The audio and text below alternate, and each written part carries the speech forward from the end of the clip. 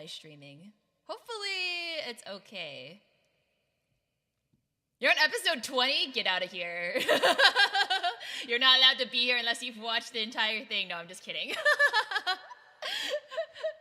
You're fine. You can watch it probably by the time you're done. If you're watching it like now, I'll still be talking about it by the time you're done. But yeah, pretty good. That's almost the whole season 1. Yeah, I think it's like 24 episodes, right? Or is it 25? I don't remember. But yeah, we're live! Hi, YouTube! Oh my god! YouTube! It's IRIAM. Stop! Bye! Oh my god! Oh my god. Yeah, I haven't started season 2 yet. I watched like the opening song only, and the opening animation is like really, really good. Now the VOD will... Oh, god damn it, Pi. But yeah. So I made like a little bit of an outline to kind of like lead the discussion, I guess. I'll share my thoughts and then we can go around the room. Hi, Kara, welcome. We can go around and share our opinions on like I have like some topics divided up so we can go through them. Full disclosure, only watched the OPs and openings and endings. Rest I read the manga. No worries. You probably know more than we do then, as us anime watchers, because yeah, the anime is like way ahead. Hi, Elise! Oh my gosh, Elise! Hello! How are you? Welcome to Anime Club. We're talking about Apothecary Diaries, or we're just about to. We just started. Hello! You know what's funny? I think I would be done now if I read the manga instead. Really? Is the manga like way faster to read? I would think that the anime would like condense it a lot, but maybe not. Maybe it's actually dragged out. I know it also has like it started as a light novel, right? Like, it was a light novel before it was a manga, and then it became an anime. Oh, thank you for the star! Oh my god, it's one of your favorite shows? That's so cool. Probably not, but I do read quickly. Reading is faster for me. I guess that kind of makes sense because you can just like absorb the info and you don't have to like wait for the pacing of the show. But I prefer anime personally because I like just watching. I like the whole package of voice acting, animation, everything. But yeah, so first, let me pull up. I literally have like an outline of like discussion points. Oh my gosh, it's Snape, Severus Snape, Dumbledore. I'm literally gonna remember to do this every time you're here. Technically started reading before the anime started. Wait, it's still ongoing, right? Is the manga still ongoing? Yes? Okay. Should I read it? I don't know. I've read like the first volume because I have the physical copy of it, but I'm like, maybe I'll just be an anime watcher so I can be surprised. But yeah, I'm taking Anime Club very seriously, you guys. I like Pi was saying that it was like homework. Like I'm like outlining all the points and like did some research of like the studio and author and everything so we can talk about it. Thank you for the star. Hi, Alistair. Surprise water check. I got you this time. I failed last time, but I have water this time. Also, hi. Wait, Natasha? Was Natasha here?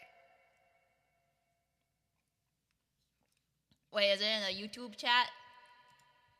Oh, YouTube. YouTube. Oh, thank you for the heart. I got distracted looking at YouTube. Just like homework, still doing it when class starts, right? Disappointment was immeasurable and my day was ruined. I got it this time. I have water. There. Happy? I took a sippa. Yay, thank you for the star. Stars, yay! So yeah, first, so I kind of just want to talk about like the genre. So I don't know about you guys, but like when I before I knew anything about this show, I mean, I guess manga readers, it might be different, but like my first impression just from looking at like the opening song and like the teaser trailer and everything, like before I actually watched it, I totally thought it was gonna be just some like romance Imperial China like romantic drama or something. So that's why I like avoided watching it for so long, because I feel like I've seen that a million times, but it's not. It's like totally not. Good girl, Ayana. So very proud of you. Deserve all the head pats. Thank you. More head pats. But yeah, the opening is very misleading because it's so like flowery, and then Mao Mao is all like pretty in it and everything. Like she has her that outfit she was wearing for like the dance scene and everything, and I was like, why she look so sexy? But then like when you actually start watching it, she's like so like sexless. You know what I mean? So yeah, that was like the first thing I wanted to talk about, was like the first impression I had of it. And then like watching the first episode, she gets kidnapped, and I'm just like, oh, okay, I see how it's gonna be. She's gonna like go to the Imperial Palace, and then she's gonna like fall in love or something, and then blah blah blah blah blah. And then turns out it's not. Well, I mean, there's romance. We'll get to that. But it's actually more like mystery of the week, like Sherlock, except it's in Imperial China type of vibe, which I was super surprised and impressed by, and like really, really, I guess, captivated by too. Not according to the internet, probably. Just wanted to stop by. I'm tired as fuck. Well, bye. Bye. Thank you for stopping by. Get some rest. Take a nap. Or go to bed early, whatever time it is for you. More one-sided right now for romance. Yes, which I actually am obsessed about that. Like, it's so fun. But yeah. So, like, going into that, so like I said, I did a little bit of research. So the light novel and the manga, they're written by the same person, Natsu Hyuga. And the artist is Toko Shino for the manga. And hi Doodle Nooble, welcome to the stream. Oh, thank you for the follow. Thank you. We're talking about Apothecary Diaries. Welcome to the anime club. You're now a weeb if you weren't already. Already getting a follow. Thank you. But yeah, so the author and the artist, I had this discussion with Tofu. For those that don't know, that's my friend here, my little mouse friend. But we definitely got the vibe that it was like written by a woman because of how Mao Mao is written, like so like intelligent and like I don't know. I just felt like she gets it, you know. Apothecary Diaries is like my favorite right now. Yay! You're in the perfect place then. This whole stream, we're just gonna be yapping about it. Like, I've been waiting all month. I have so many thoughts. Are you saying only women can write intelligent women kind of sexist? No, I'm just saying, like, she understands from, like, the woman's point of view, like, what it's like. Because, like, there's, like, the whole thing with Mao Mao having, like, the freckles, right? How she does makeup, but it's to make herself look uglier so that she doesn't attract attention, so that she doesn't get, like, you know, harassed. I thought that was so, like, genius. I was like, oh my god, Mao Mao, she gets it. She's a girl's girl. Natsu Hyuga is based. Yeah, I'm curious what else she's done. Like, is this her first, like, light novel she's ever written? Because it's really, really good. Well, tell us on Discord for February anime. Oh, so February anime. Actually, yeah, I'll talk about that. Quick tangent. So February, I was planning to do Blue Box, but then I realized that Blue Box is still ongoing and will be ongoing after February because the last episode will air in March. So I might do that for March instead, so then we can talk about it like right after it ends, but then I'm not sure. I don't know. So I actually don't have one picked out for February yet. So we can I'll take some suggestions, but maybe at the end of the stream. But yeah. Yeah, still ongoing. You know, Apothecary Diaries is pretty old, right? It's like a 90s anime. Wait, what? 90s Wait, it was an anime before? Wait, how old is the light novel? Okay, I didn't do that much research. I lied. I don't know. Wait, since 2011, it has been serialized online. It's 2011. That's not 90s. Oh, it's a remake? But the novel, it says the novel was 2011. Just like doing real homework, I know.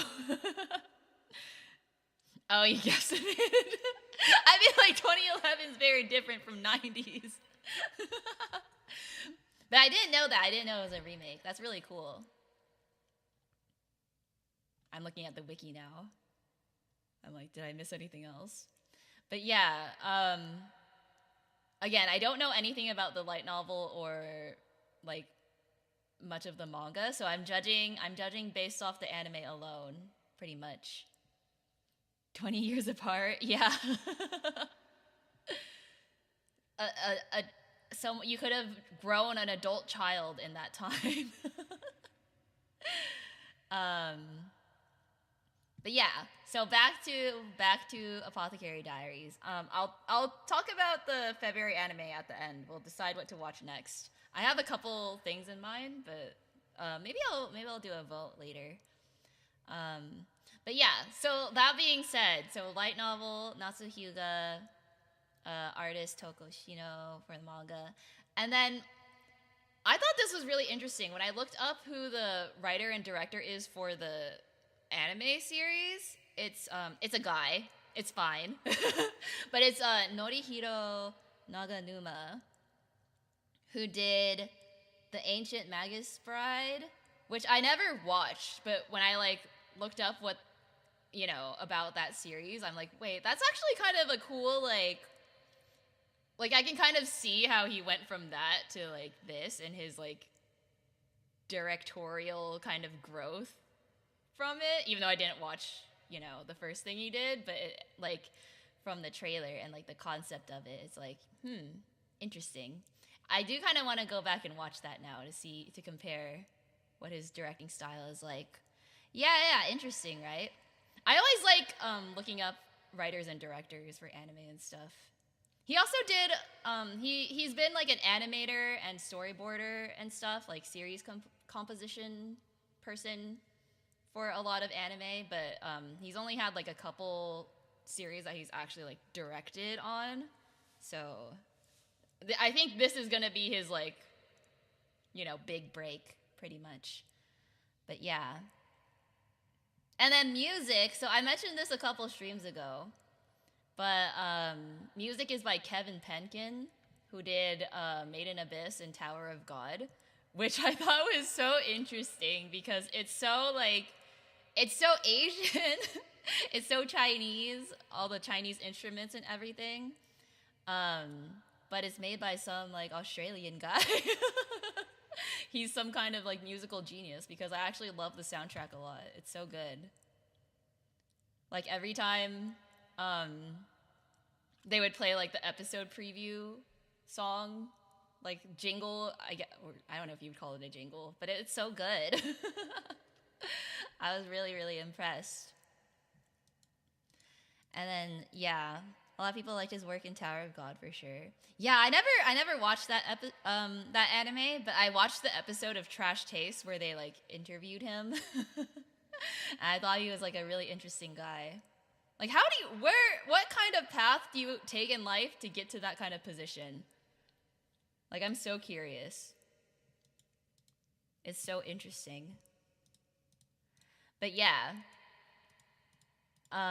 So that's the music. And then animation studio, it's Toho Animation / OLM.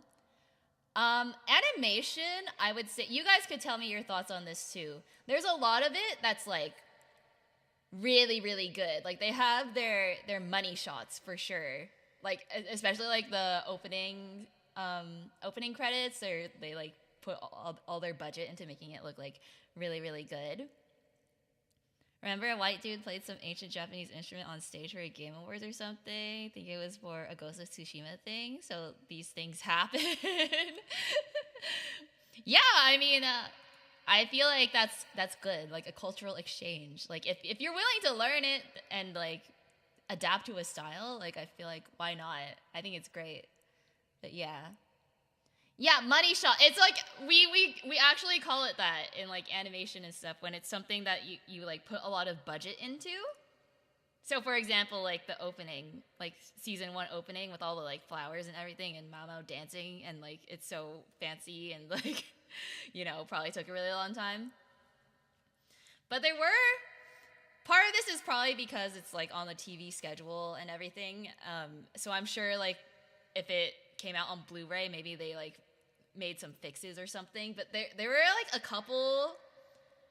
couple scenes where they were just like really unnecessary cuts that I think gave me the vibe that they were originally going to be like 3D panning shots, but then they were like, oh, we don't have the time or budget to like animate that, so we're just gonna like cut really quick, because it would cut from like a close, like a profile close of Mao Mao to another profile close on Mao Mao, except it's like slightly closer, which is normally like a huge storyboarding like no, because it's like why are you cutting like on the same exact shot almost. Speaking of 3D, there's a very low res horse in one episode. Yeah, there's just some things that I'm like, yeah, I could tell that this was like, they were on a bit of a time crunch, which is fair. You can't blame them. They're probably getting paid pennies. But overall, it was still like, it wasn't bad enough that it like took me out of it. It was just because I have animation brain, I noticed these things. So I was like, I hope they fix that later. Or if it ever got turned into like a movie or something, they would probably like, finesse it a little bit more. Have to figure out where to delegate the animation budget, right? Both voice casts were amazing. I only watched it in Japanese, but I do have some notes about the voice cast as well. I really like it. That's my note. No. But like Mao Mao is Aoi Yuki, who she's actually a veteran, and Jinshi too, Takahiro Sakurai, who he's had some controversy, so I don't know. He's very very talented, but he had like this whole like adultery scandal a while back that I was like surprised to see him still working, not gonna lie. But he's very good as Jinshi. I can't like knock him for his talent. But yeah, at least there's no epic action scenes like in a shonen, then budget and time would really show. Yeah, I feel like sometimes though, the shonen anime, like when you have action sequences, you can actually kind of like get away with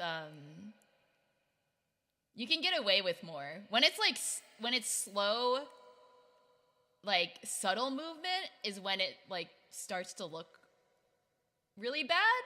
Cause shonen, if it's moving so fast, you don't notice. You don't notice if like something's drawn kind of weird and off model. But with something that's like just talking heads, like you'll notice if something looks off sometimes. But yeah.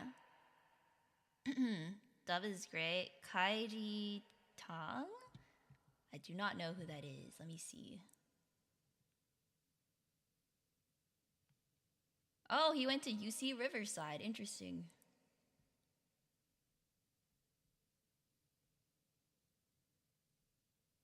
Yeah, I don't watch a lot of English dubs, so I'm not familiar with a lot of English voice actors. Oh, he's Gojo? That's awesome. Yeah, like the low-res horse. But yeah, on that note, let's see. We can get into talking about the characters a little bit. So I kind of want to, we can kind of just go through the main two, like Mao Mao and Jinshi, and then like get into whoever else comes up.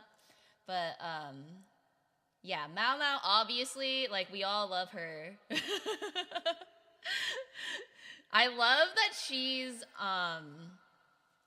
like, we talked about the romance part earlier, like, she's so oblivious to it, or she just, like, isn't interested, or doesn't even, like, it's not even a thought in her mind that she should, think about that or consider it. Like, even though Jinshi's doing some very, like, obvious advances and being all jealous. Feel free to talk. I don't care about spoilers. Oh, that's okay. I haven't really talked about spoilers yet. But yeah, immediately recoil when I see that name. What, Gojo? That's funny. But yeah, thinks he's strange first and foremost. Yeah.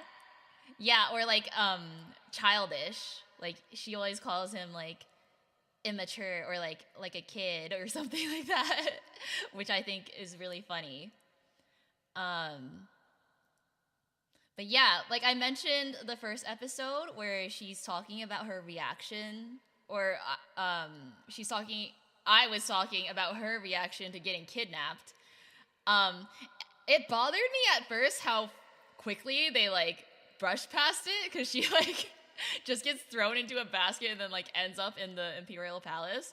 At first I was kind of like, why does no one care? Like, this is kind of like, why is she not freaking out? But then, like, once you get to know her character, it's like, okay, yeah, she's the type of person that's like very solution based.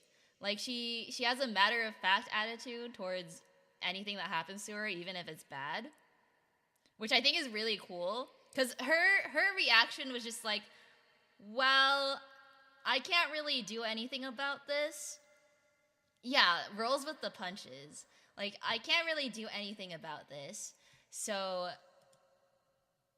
what I can do is, keep my head down, work the 2 years it takes to be like, what is it called? Indentured servant in the Imperial Palace, and then get out. Like, she's just like, because if you think about, if she makes a big deal about it and tries to escape, that's actually like the dumb thing to do, because especially in Imperial China, like, the only thing that's going to happen to you is they'll like catch you and bring you back, or cut your head off or cut your hand off. So it kind of was just like interesting to me, because I was like, you know what, that reaction makes more sense than I thought it did at first. And let me see. Yeah. Solution focused. And it kind of like shows in like how she reacts to like everything else that happens too. Like, even when she gets like punched punched in the face, bleeding from her leg and everything, she's just like, oh, I can sew myself up. It's fine. It's just, it happens. She knows to think ahead first and act second, since consequences are more extreme in this era. Yes.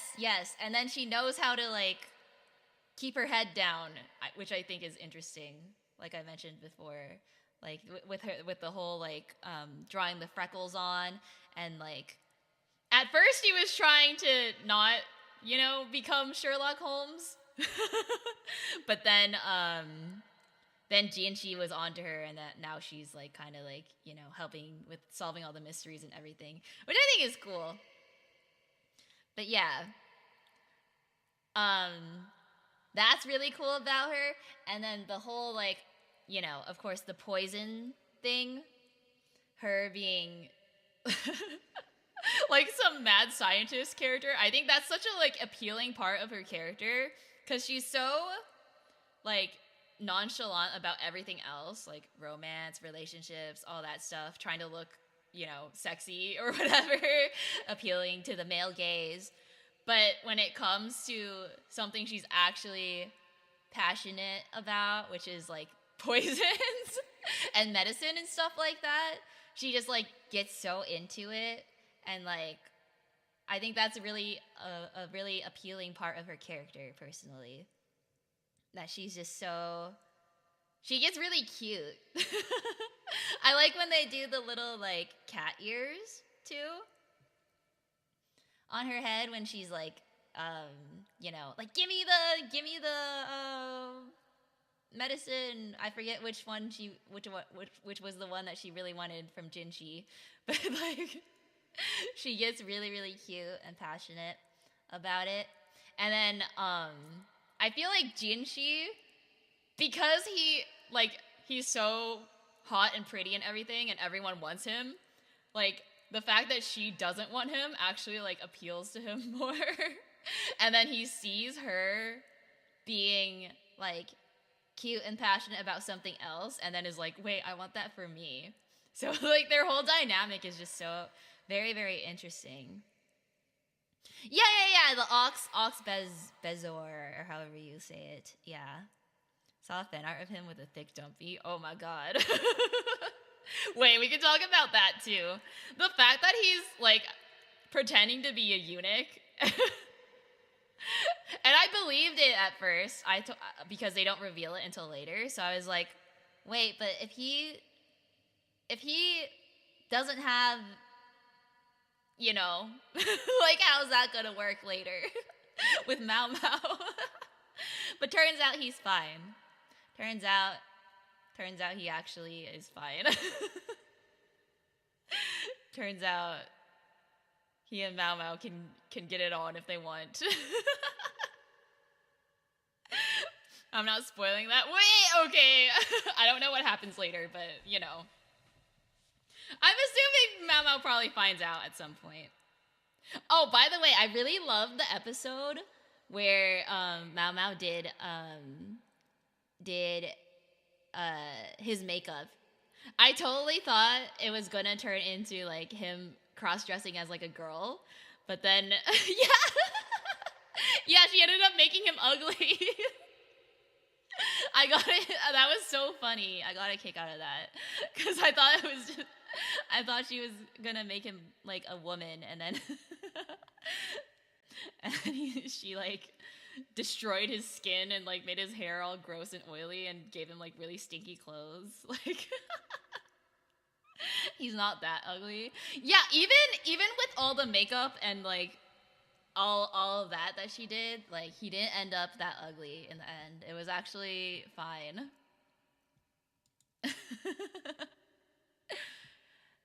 Hi Zoob in the YouTube chat. Hello. The chat's slow enough that I can read both. Saw a YouTuber MD say that one of the rare things the series gets wrong is that a sauna and tea won't dispel poison. It just means the body has less water to dispel the poison with. Oh, interesting.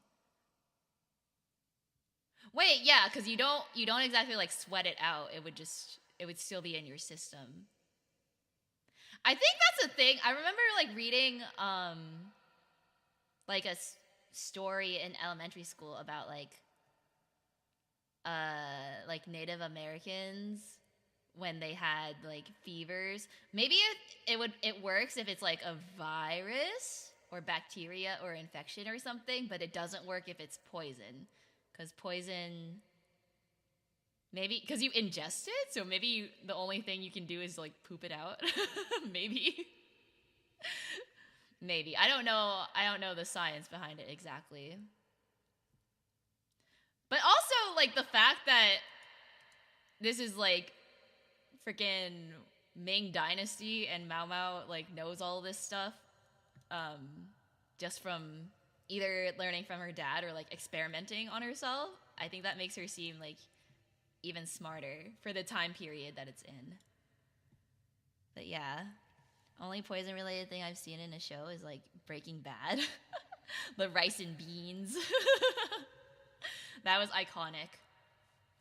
The rice and beans in Breaking Bad. I think there's other medical and historical inaccuracies, but I don't know how many. It's probably not that much. Yeah, I don't really, I'm not an expert in it either because, yeah, I don't really know, even though I'm Chinese, like I don't really know Imperial Chinese history that well. Ryson, yes. One of the dudes in the show earlier had a medical mask. Wait, in Apothecary Diaries? I'm trying to remember who. Seems a bit analogous. Wait, I don't remember. It is funny reading forums for Apothecary where people debate medicine and history, though. Yeah, you can get really like technical with it because it's like all stuff that existed before. Hi, Gear. Welcome to the stream. Welcome to Anime Club. We're talking about Apothecary Diaries. Right now, we're talking about the historical accuracies and scientific accuracies of poisons and forensics, I guess. But yeah, let's see. Go look at my notes. I just love the fact that Mao Mao is like, she's pretty much like Imperial China Sherlock Holmes, and she has like her whole deduction mode. Even the music sometimes, I don't know if Kevin Penkin did this on purpose, but the music gives like Ace Attorney sometimes when she's like deducting. It's like the thinking music or whatever. But yeah.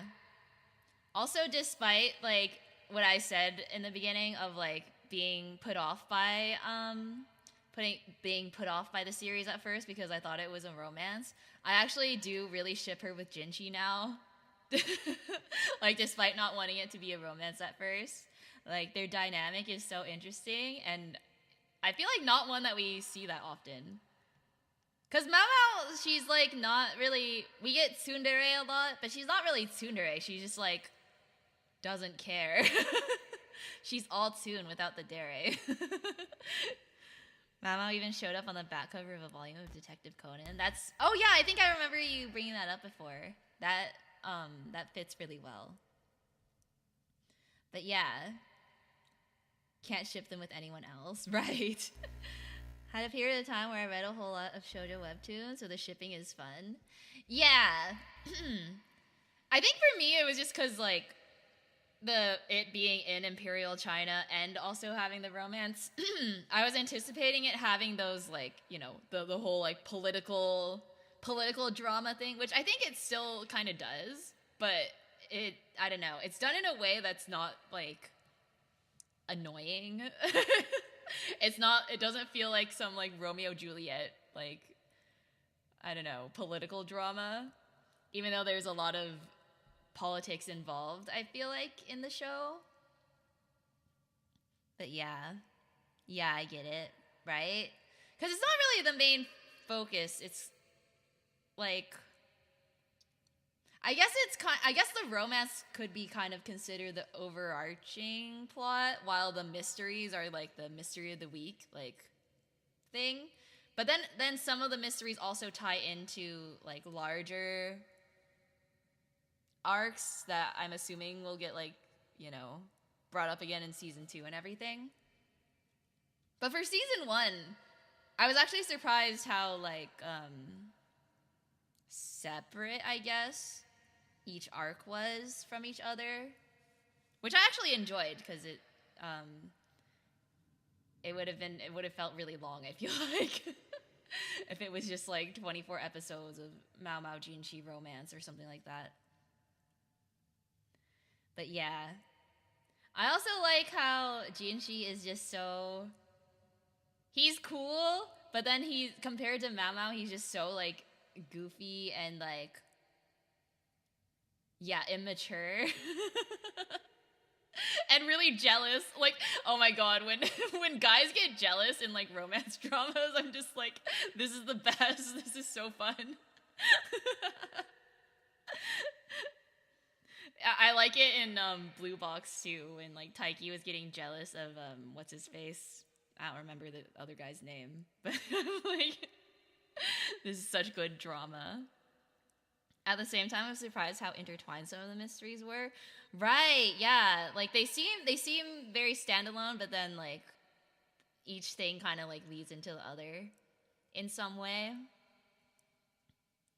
It's not like, oh no, he's now properly arranged and married to this higher ranked noble, and now I, a lowly peasant, will never be able to win his love. Yeah, yeah, a lot more detective-y. Yeah, that's pretty accurate of like how I, like the expectation I had for it based on like the cover. And then the reality is like Sherlock Holmes. Which I love. I think that's so cool. At a shoujo phase. That's awesome. Wait, maybe you can help suggest a shoujo anime for February. Cause I did want to do Blue Box. I've been watching it, but then it doesn't end until March. I mean, I guess we could also do Anime Club with like incomplete series, but because this one's technically incomplete too. But it was a full season, so I don't know. Maybe it's better. Maybe we should do an ongoing one, so then we can all watch it together or something. Like the setup that went into trying to replace the metal part with a weaker version to make the structure fall. Oh yeah, that was a lot of that arc, like, just like straight up went over my head. I'm like, this is like Ming Dynasty, like they don't even have the technology, and I'm still like confused. Hi Eric, welcome. Heard that Ray Liana one. Don't remember the full. Wait, what's Ray Liana? I'm gonna look that up.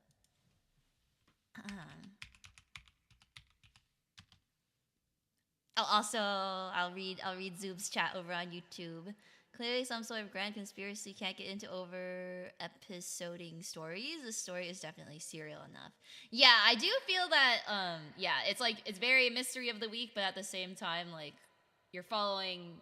Yeah, there is a plot that's leading somewhere. Wait, why Rayliana ended up at the Duke's mansion?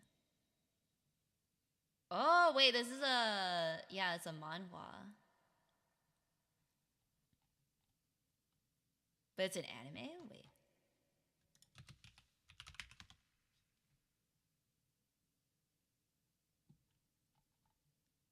Interesting. Everyone's streaming when I want to sleep. You should sleep! Or you can watch Apothecary Diaries to fall asleep. Did you watch it, Eric? Oh, thank you for the toilet.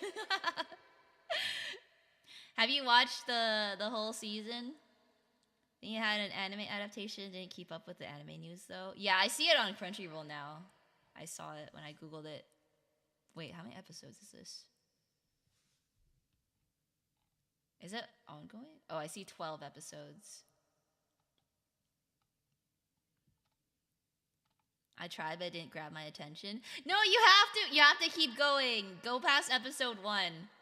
I agree, like episode 1, you kind of have to get past, like after she gets kidnapped and everything, it's just like, oh, okay, I see how this is gonna go. No, you don't know. You don't know how it's gonna go. You really don't. Yeah, it's one to add to the list. Not enough toilets for him.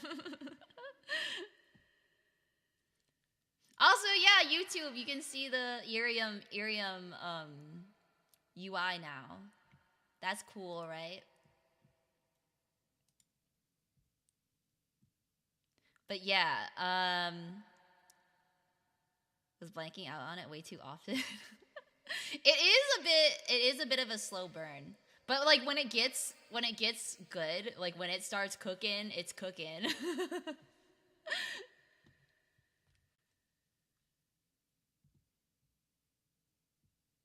There's also like the whole hi ET, welcome. Hello. Hi Bacon Boy, welcome, welcome. Welcome to Anime Club.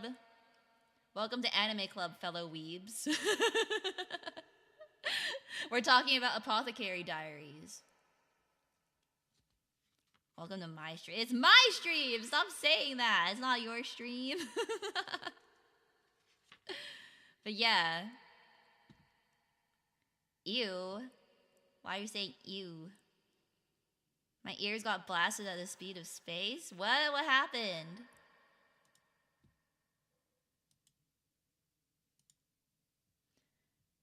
Thank you for the star. Thank you. bacon. I can't eat that. Oh, is it because you can't eat pork? I mean, that's a good thing. You can't eat him. You can't eat your fellow chatter. But yeah. Hi, Greed. Welcome. Welcome to Anime Club. We're talking Apothecary Diaries. Have you guys watched it? Who's watched the whole season? We're only talking season 1 because that's all I've watched up until. I haven't. Oh, that's okay. I feel like I haven't really gotten into any spoilers yet. I feel like, you know what? I feel like I can talk about it without really spoiling that much. It's kind of hard to spoil it, to be honest, aside from like the last few episodes when like you're still on 22. Oh my gosh, it's Zoob. Wait, you got IRIAM. Welcome. Welcome, Zoob. Welcome to Anime Club on IRIAM. When I reread the manga, I actually forgot there was that whole part where Mao Mao got dismissed from the inner court and then returned to the outer court. Oh, yeah. Okay, yeah. Actually, that was kind of weird.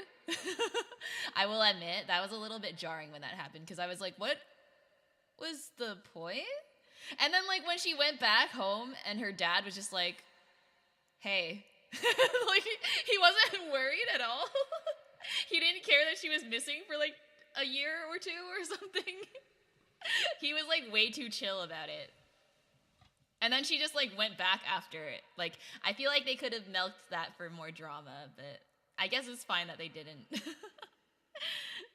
Next anime is Steins Gate. I've watched that already. I'm trying to do ones I haven't watched before. Thank you for the toilet. I'm trying to do ones I haven't watched before to force me to watch new series. But yeah. Typed episoding when I meant episodic. Yeah, I figured that's what you meant. I've been writing back to him or something. Yeah, actually, yeah, I think she did say that she sent like letters and stuff. But still, it's like you haven't seen your daughter in like years. And same with every, like when she went back to the brothel, like all the concubines were like, oh my god, like the girls cared a lot more about her. Thank you for the follow, Zoob. Yeah, normal response. She sent a letter to the old lady in the brothel, so I assume she did it to her father too. Yeah, the old lady not caring. I'm like, yeah, that makes sense. She's an old lady. She's grumpy. She doesn't care. Which, by the way, I also really like the relationship that Mao Mao has to the other like concubines in the brothel because she was like raised there and everything. Like, even though she was raised there, she didn't like become like that kind of girl. I think that's really interesting because she's like, she got more inspired by her dad, I guess, but she's still like really good friends and like mother-daughter figure, kind of. She's like the daughter of all the other ladies there, which I think is just such an interesting dynamic too. Yeah. Guess the father was okay since he would be able to tell from the letter if Mama wasn't doing okay. Yeah, and then also, speaking of the father, like, the fact that he used to work at the rear palace, but then, like, I think he never told Mao Mao, right? I think, like, she figured it out, or we as an audience figure it out because Jinshi talks about it or something. I forget exactly. But yeah. The reason why was a bit grim. Yeah, no, he never did. Yeah, and then, right, because then she was like, oh, so that's why he knew so much, is because he got kicked out from the rear palace because of the whole thing with the baby. I forget exactly. Or like, one of the babies died and they, like, blamed it on him or something. They do talk more about it later, but spoilers, so I can't say. Okay, actually, that makes me really happy to know that they address it again, because I feel like they kind of, like, glazed over it too fast. And I was like, wait, that's actually really interesting. Like, I want to know more. about her dad, her adoptive dad. I guess I want to know more about her bio dad too, the weird guy. Mei though, mid-30s is peak sexy. Oh my god. Dude, the ladies in this show, they're peak for real. Mama found a letter about Adwa's kid, or however her name is spelled. She found out her father was expelled for failing to save the baby. Oh, okay, that's how she found out. I forgot. Yeah, that sounds right. Don't plan on watching so you can say anything. Okay. You should though, it's really good. You can probably just like watch like one of those like 10-minute recaps or something on YouTube.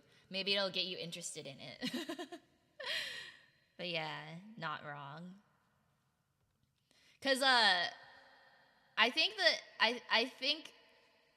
the whole Mao lore of her being like the daughter of like what's his name, Lacan, and then the other concubine from the verdigris brothel, or however you say. I'm gonna pronounce everything wrong, but I think that is so interesting. Although, like, I kind of like her bio dad. I'm like, why could he have acted a little bit less creepy? Because, like, the way he just, like, showed up and is like, Mao, you have to live with me now. Mao, I'm your dad. Mao. It was so... He has to act creepy, that's the point? Wait, why? Why is that the point? I'm like, why? Like, everyone... He acts so creepy to the point that everyone calls him, like, the weird guy. He's so sus. Think I put it together right at the start of the episode where that was revealed. Oh, like that was her dad? That's his character. I'm like... I guess you know, like, Mao didn't pick up that gene from him. Like, Mao doesn't act like that. I mean, she is kind of weird, though. Maybe she does get it from him. That Mao was a dude's biological kid. App doesn't let me do anything else on my device at the same time. Oh, are you on Android? I think background play is only for iPhone right now. But yeah. It's okay. You can be on YouTube if you want. Have a great peak anime night. Bye. Bye, Eric. Thank you. Android doesn't allow for background use. That sucks. Thanks for the toilet.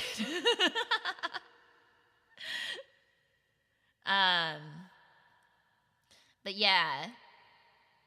I'm just like, for people that just joined, I'm also multi-streaming this to YouTube, but I am mostly reading the IRIAM chat because that's like the point of this app, is to use the chat. But yeah, Mao didn't get any genes from her father. He's a eunuch who adopted her. No, I'm talking about her bio dad and how he's creepy. Like Lacan. not the adopted dad. He is a eunuch. Mao did seem to get her smarts from her parents. Yeah, especially her mom. The mom was really smart. IRIAM supremacy, exactly. Her bio dad, duh, yeah.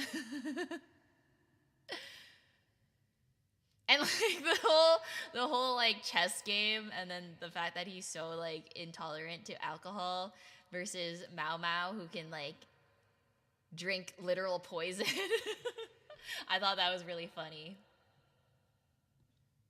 But yeah, I was like, what are you gonna do if you get Mao to live with you anyway? Like, why?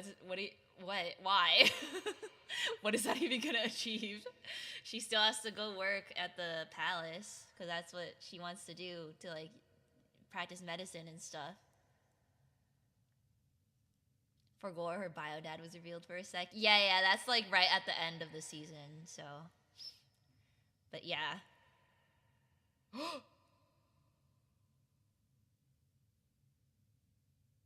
Guys, a fly just landed on my thumb and I just like squished it.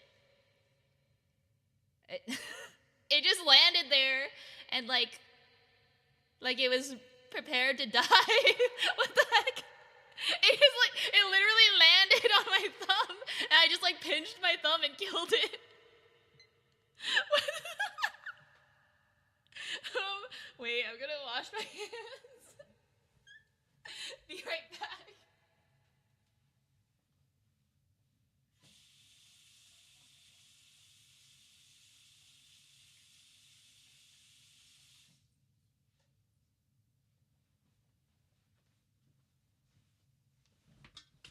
That was crazy.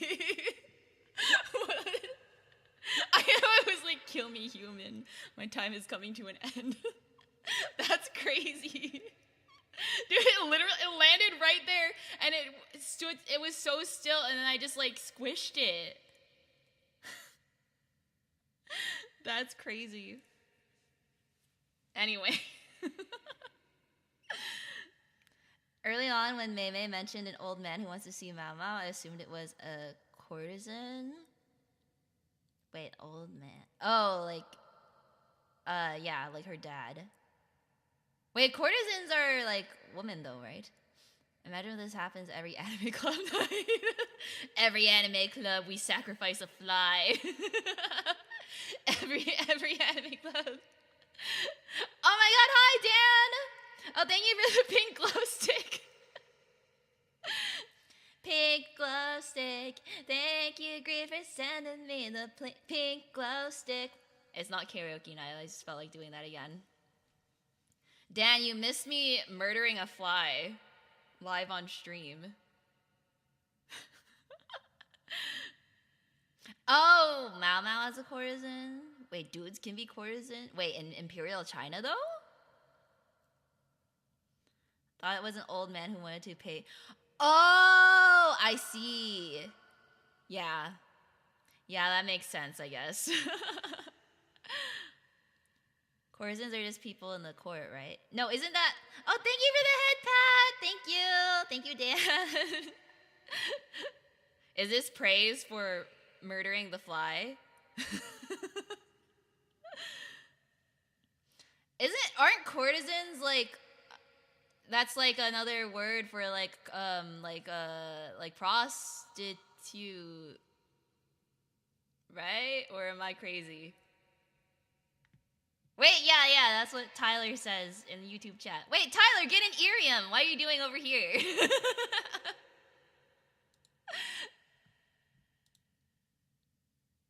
But yeah, courtesans are prostitutes basically. Yeah, Mao Mao's sisters. I need to pull up my notes again. That's a fancy word for a full-service sex worker. Yeah. I also, like, bringing that up, I like how, like, there's like, dark themes, sexual themes to the show, but it's not, like, they don't make a big deal out of it, you know, because it's, like, Imperial China. So I like that about this show. Alex Crimson told me that he watched the anime. He said it's good. Cool. Wait, get him in here to talk about it. No, I'm kidding. But yeah, anime club. Join the Weeb Club. You should watch it too, Dan. It's really good. But yeah, I'm flipping through my notes again. I took literal notes about this show because I had so much stuff to talk about.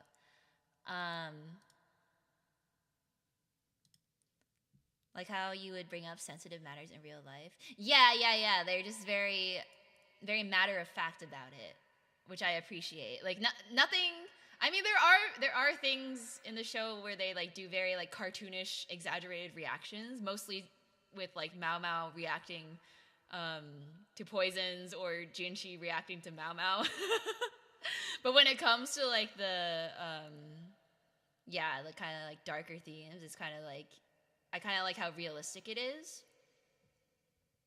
A lot of courtesans seem to be virgins who just have tea with, play chess with, and play music for men. Yeah, and there's the whole thing about like how do you decrease the value of a courtesan, and then it's like by getting them pregnant. I thought that was so like, I don't know what the word is for it, like dramatic. I was like, whoa, that's such a line. Even in Fate Samurai Remnant, the first place you go out of the starting area was the red light district. So anytime something like that was mentioned in the period, it tends to not be too focused on. Yeah, because it's just it was such a normal thing back then. But I like that Mao Mao also is like, she's never like ashamed of it or like ashamed of her sisters or anything. She's like happy for them when they like get bought out, like the was it Pyrian? I forget which one, but yeah, like the one she did the dance for at the end. No, not not Pyrene. Yeah, Pi, I didn't know you were a freaking courtesan in Imperial China. Wow. Today I learned. Hi! Shaking my head. Welcome to Anime Club. We're talking about Apothecary Diaries. If only I wouldn't be so broke then. Just start an OnlyFans. Almost fell to her death doing that dance. I know, I was like, why, girl, like, why are you doing this on the freaking roof? Like, you couldn't do it on the first floor? Interesting. Have you watched it? We're talking about season 1. I haven't started season 2 yet, but yeah, most of us here are caught up on season 1. I'll probably start season 2 like right after this, honestly, because I wanna know more. How many episodes are I think there's like 4 more for season 2.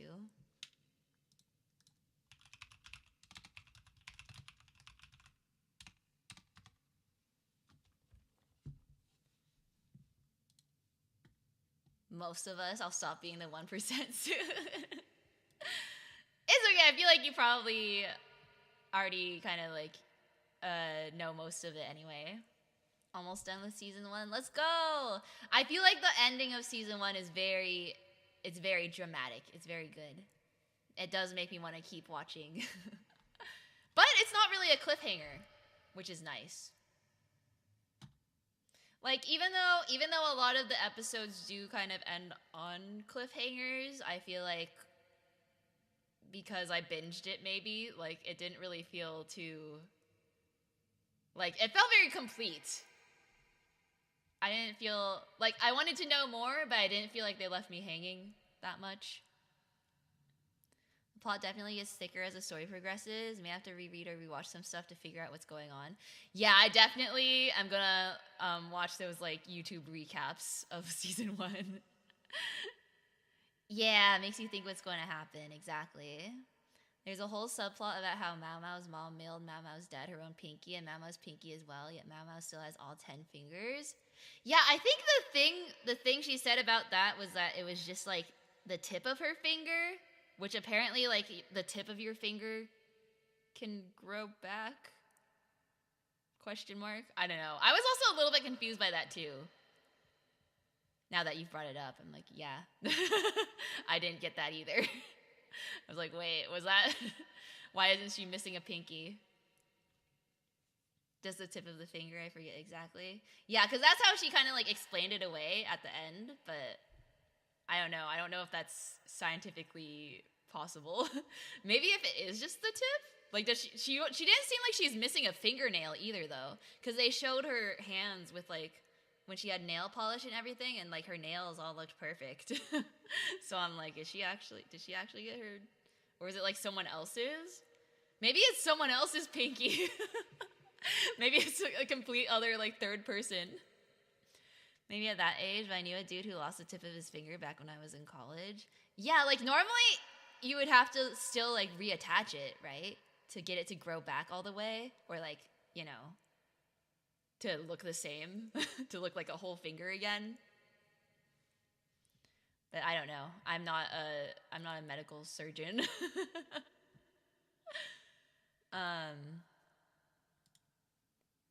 But yeah. What else? What else? Oh, the world building. So I really like. I did kind of touch on this already, but like the whole atmosphere, um, the art design, I really enjoy as well. Like despite what I said about the some of the scenes being like a little bit low budget with the animation, um, I think like the art direction and the colors, because that's not something that they pulled from the manga necessarily. Like yeah, the outfit colors and everything, but like the architecture, the whole like atmosphere of like ancient China. Man, fuck emotions. Wait, what? What's wrong? Maybe Mama was born with 6 digits on one limb. That would be pretty. I feel like they would have pointed that out if that happened. But yeah. What was I saying? Oh yeah, so like the architecture and everything. I can't speak to how accurate it is. I have no idea. But like I love how colorful it is, and I mean they have I kind of think that the clothing colors, I feel like they probably didn't have that many different kinds of like dye back then, but maybe I'm wrong. But I kind of like the artistic direction they took to make everything kind of like more saturate after watching all these like live action gray color graded movies. I like seeing pretty colors. It's nice. They did have trading with the West, so maybe they had those dyes. Yeah, that's true. Cause like they have a lot of there's a lot of pink, which I didn't. I guess that is a thing. Red dye. It's just red dye on something white, and then it like fades so it looks pink. But it's like very vibrant pink, which was surprising to me. What time period was this in? It's like Ming Dynasty, maybe end of Tang Dynasty or something, as far as I know. Which is like, I forget what year that is. 1300s, something like that.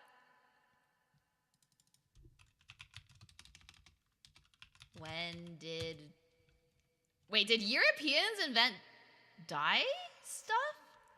Or is that an Asian thing? Who invented clothing dye? Oh, it's an English wait, what? That says 1856 he invented the first synthetic dye. Oh, synthetic though, not natural. But yeah, natural dye, I feel like you can't really get it that vibrant. John dye. No, it's this guy called William Henry Perkin for the synthetic dye.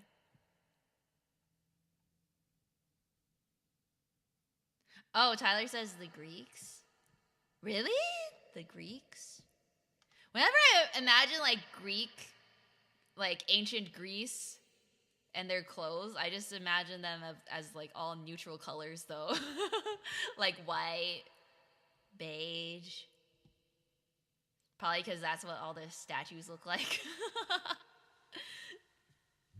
Apparently it's a period drama in that the setting is coded like Imperial China during a particular dynasty, but it lacks commitment full historical accuracy as if it was high fantasy.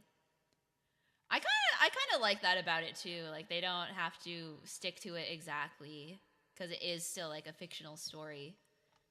Because I feel like with some of the like science and medicine stuff, they're kind of like, you know, taking creative liberties with that already. So it's like, why not? But yeah, basically all that to say, I like the colors. They're pretty. This show has pretty colors. Especially like the opening song with all the flowers. So pretty. The focus isn't on the period, it's just a setting for the fun puzzles. Yeah.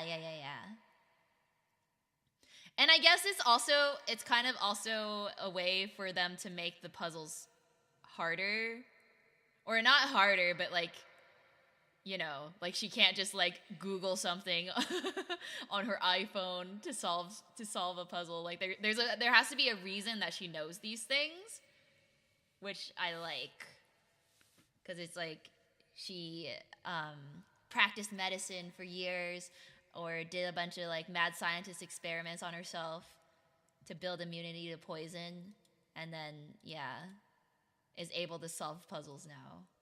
So I think that's really like, it's really well written in that regard. Apparently the show has better medical accuracy than most episodes of actual medical dramas. I would 100% believe that. Like House MD or whatever. I bet that's like mostly fiction. The flower explosion thing, I remember hearing about that before too. Apparently windmills used to just blow up. That is so scary. Do you ever just wonder, like, there's a lot of things that happen nowadays that we have scientific explanations for, but like back then, like, if something crazy like that happened, you would just think it's like a curse or like magic or like witches or something. Like, there's no way to explain it. It must have been so scary living back then.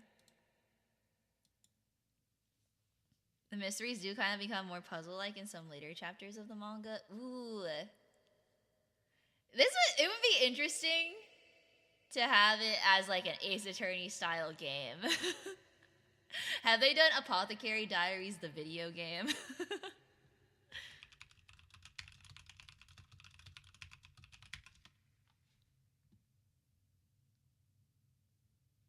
Toys and games. What? I don't see any. Tyler said grease was super colorful, but the colors faded off the stuff. That makes sense. If it's like natural dye, that would probably fade a lot faster. Now everything's synthetic and full of microplastics. Don Quixote had a good reason after all. Don Quixote. Drink some tea. Microplastics, delicious. Let me drink some.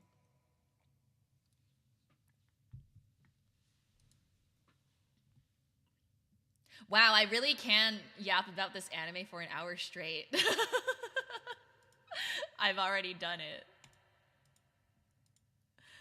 I was a little bit nervous. I was like low-key worried I wouldn't have enough to say, but nah, I shouldn't have worried. My ability to yap will carry me through. My sister, I always make that joke. Dissolved metals. House MD is just like, so there's a medical condition that prevents physical pain. There's also parasites that cause immense medical pain. But what if one person had both? Yeah, I never really watched much of House, but that sounds right to me. House is all right. He's like, it's like Sherlock Holmes for like the medical world, I guess. Mao Mao is basically House MD, but House MD in Imperial China. A little bit. Mao Mao MD.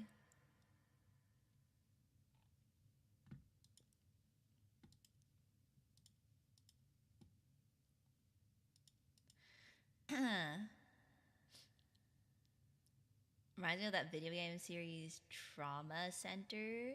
Trauma Center. Yeah, Hugh Laurie, he's a good actor from like the clips of House that I've seen.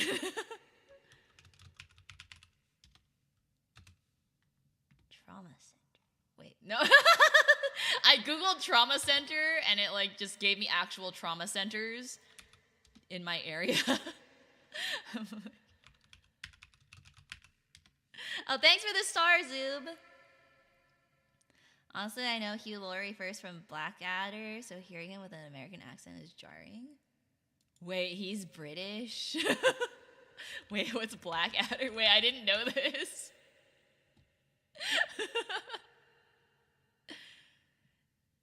Don't worry about that. I was more so comparing that to what Zoob said about House and the medical conditions. Got you. He's British? You know what? He does look British, actually.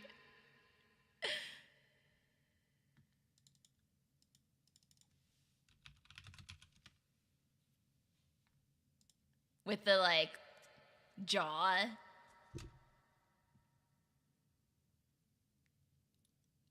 Oh, thanks for the wave, Zoob. Thank you. Sorry, I was distracted. You'll see it on YouTube, too, though. The gift. Thank you. They had crazy alien-like parasites at some parts of the game. Whoa. Wait, he was in Friends? I did not know that. That's crazy. But yeah. Anyways. What else did I not talk about yet? Look up the clip of him in Friends. Was he British or American in Friends? That would have been kind of funny if he showed up as, like, the random British guy. But yeah, actually, I made, like, a score sheet to use for all the Anime Club anime that I'm watching. So,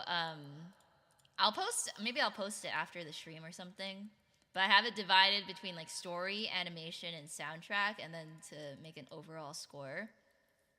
Think he was British? That's funny. Just trying to complete the tutorial. Go for it. You can use my stream to do the tutorial. Go for it.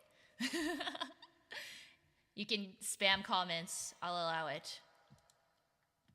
But yeah, so I have story, animation, soundtrack out of 10. So I guess I can just go over what the scores are, and then if there's anything else to discuss, we can go over that too. But so for me, oh, he was just a small cameo. Was there for like 2 minutes. What? I feel like it was a pretty big guest star. They should have made him do more. But yeah. So for me, story, I say 9 out of 10. Because, like, the mystery setup is, like, very, very compelling and interesting. The characters are well written. Hi, Sergeant Voltron. Welcome. Welcome to Anime Club. We're talking about Apothecary Diaries. I'm giving my final score rubric thing right now. So, story, I say 9 out of 10. Animation is also really good, but like I said, I did notice those few times where, like, the cuts were really bad, or, like, you mentioned the 3D horse. Stuff like that. Oh, thank you for the follow! Thank you for the star. Thank you. So animation, I would give it an 8 out of 10. But opening animations, I would give 10 out of 10, because they're really good. But overall, as a series, I would say 8 out of 10. Soundtrack, I would say 8.5 out of 10. Because honestly, there aren't, like, when I'm watching stuff, I don't often notice the soundtrack. But if it's, like, banger enough that I, like, remember it and want to listen to it, like, without watching the show, like, just in the background, then I give that, like, a really high score, personally. So I'd say Apothecary Diaries, like, nails it. Next 2 steps are watch 5 streamers and log in 2 days in a row. Also, my phone's still trying to navigate me home more than an hour after I got home. Wait, do you have, like, maps open or something? Can't you, like, exit the navigation? But yeah, you can finish the other tutorial later then. Come back tomorrow. I'm streaming tomorrow too.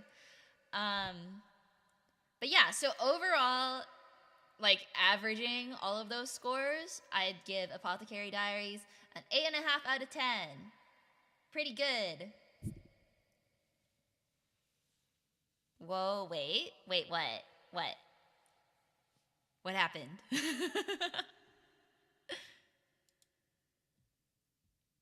Is my score not high enough? Try talking again? Hello? Is it... Wait, can you guys hear me? Did something happen? What happened? Am I okay?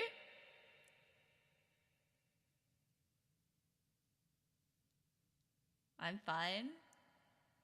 Is it just chess? Weird, my phone is acting terrible. Oh no! Maybe try restarting? Just my phone? Oh no. Is it on fire because you've been watching the stream for like an hour?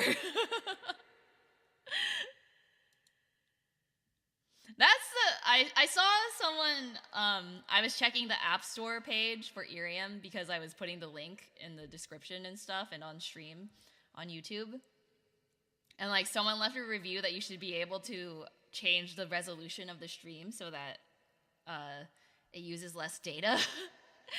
And I'm like, yeah, that's actually kind of smart. They should implement that. Cause yeah, it seems to drain everyone's batteries very, very quickly, and yeah, sending the motion data is a lot less than video data because it's not like a video stream, but still. Is this sound? You sound like a robot somehow? What? That's definitely not me. Do I sound like a robot? I just did a robot voice. On purpose. That time. That was me. That was me that time. It's fine now? Okay, good. Cool. But yeah, so overall, I'd say I give Apothecary Diaries 8.5 out of 10. Pretty good score. I'm really happy with this as like our first inaugural anime club series. I feel like it was a good one. And it's like popular enough that like most people have watched it even if I haven't told them to at the beginning of the month. So I really want to try to find something like that for February too, where I'm like, I'll tell you guys at the beginning of the month, but it's also like, would be nice if there's like a big enough chance that you've also watched it already or started it already. But I don't know. It's a full moon. She's turning into a robot. What? It's like a werewolf, but for like AI or something. Whenever the screen recording captured your static sounding voice, I guess we'll see. I'm curious now. Send it to me later. First time in an anime discussion. It was fun. This was my first time doing something like this, so maybe I should come up with like discussion questions next time too, because I feel like it's mostly me yapping, but I want to hear more from you guys too. But I also don't know how to do that. Maybe I need to come up with like some, like how book club you have like some leading questions to discuss. Really like the second opening. Yeah, me too. I actually I do like the second opening, but I think I like the first opening and the second ending the most. Like the second ending, it really grew on me after a while. Like it was like at first, and then I'm like, okay. I feel like I can karaoke it. Lost gallons there. That's what does that mean? That's my input. But yeah. And then the second season, so I guess the third opening is also a banger. So I'm sure that's gonna get stuck in my head soon once I like start watching it. But yeah. Thought the first opening might appeal to you more. Dude, it's just like something about like when it starts and it's like the drums, like the dun dun dun dun dun. It's like, oh, it's starting, it's Apothecary Diaries time. Let's go. Gets you so hyped.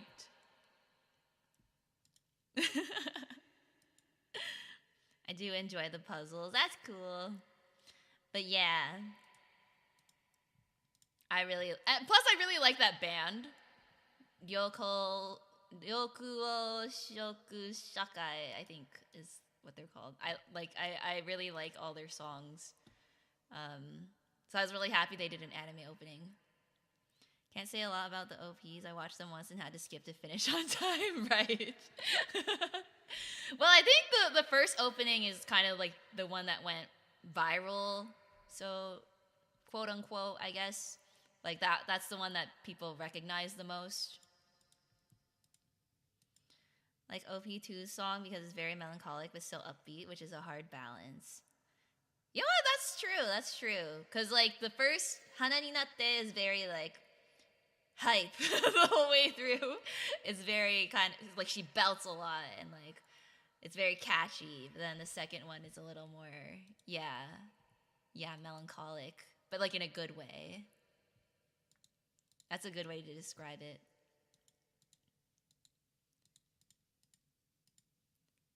But I do like, I feel like maybe I need to rewatch the opening animation for like for all of them, like opening and ending actually, just like analyze the animation because I never really like took a close look at like the animation for it. Because normally the opening and ending song come on and then that's when I like go do something else until the show starts. But I like picking apart and like analyzing because like the first opening song has like a lot of flowers and everything, so it'd be kind of cool to see if that symbolizes anything. Do some like analysis breakdown, like all the emotional scenes you see in opening 2. Yeah, I like opening 2 is when I also started skipping the opening a lot, so that's also why I don't remember it as much. But it'd be cool to see it again.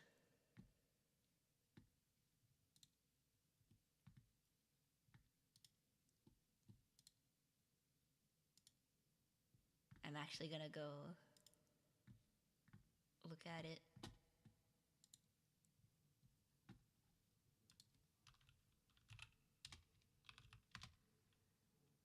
YouTube.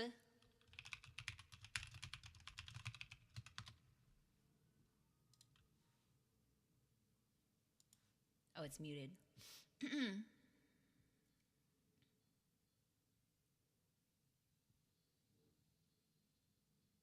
I think the third opening animation is very like. Oh yeah, actually I remember. Yeah, this one they do like the quick pans with like the 3D backgrounds.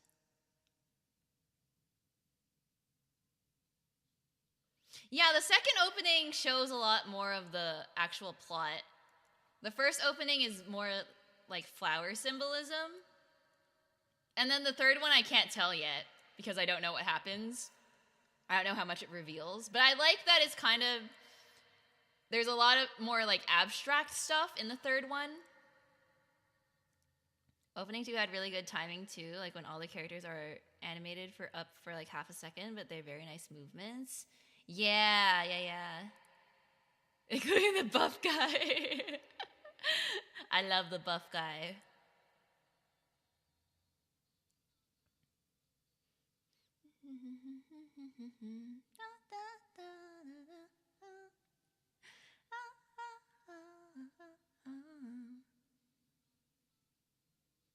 Yeah, actually, you're right. This is a banger too.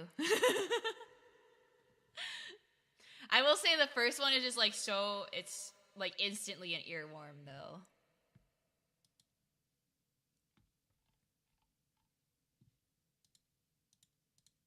But yeah, I'm excited to watch the second season after this.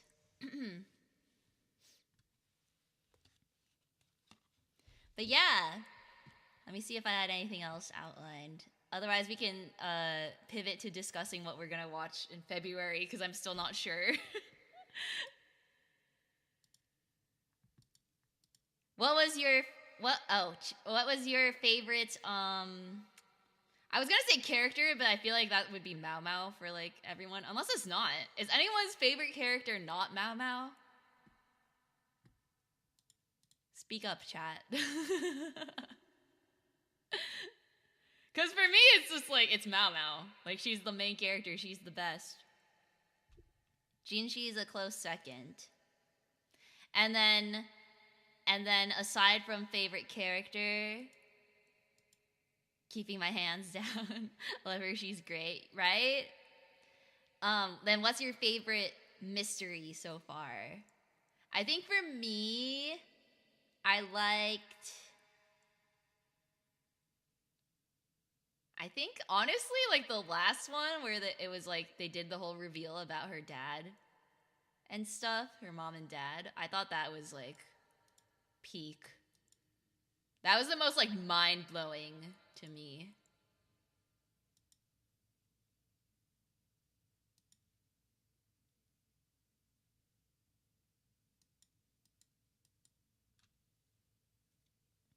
That one stuck out to me the most. Yeah, because it kind of felt like everything like built up to. But also the one, also when like Jinchi almost got crushed by the pillar thingy, that was very dramatic. But I guess no, it's still that still counts as a mystery because she figured it out and like went to go rescue him. But yeah, it's hard since that's all interconnected. Yeah. Which yeah, that's another thing is like I didn't realize how complicated like the family tree or family trees of everyone was gonna be. Like everyone there's so many like reveals of like, whoa, you're related to them. It's like, wait, Jinchi is the emperor's brother, I think, right? Put together after Mama explained how to lower a person's value, and she said something about, I managed to keep my emotions. Yeah. I like that you can kind of put it together based off of that, too. Like, you as the audience can also kind of, like, deduct. I like it when you can do that, when shows let you do that. Like, they can foreshadow everything without, like, giving it away. Or like even if you knew it's like when they reveal it, it's still cool. That's how you know it's well done.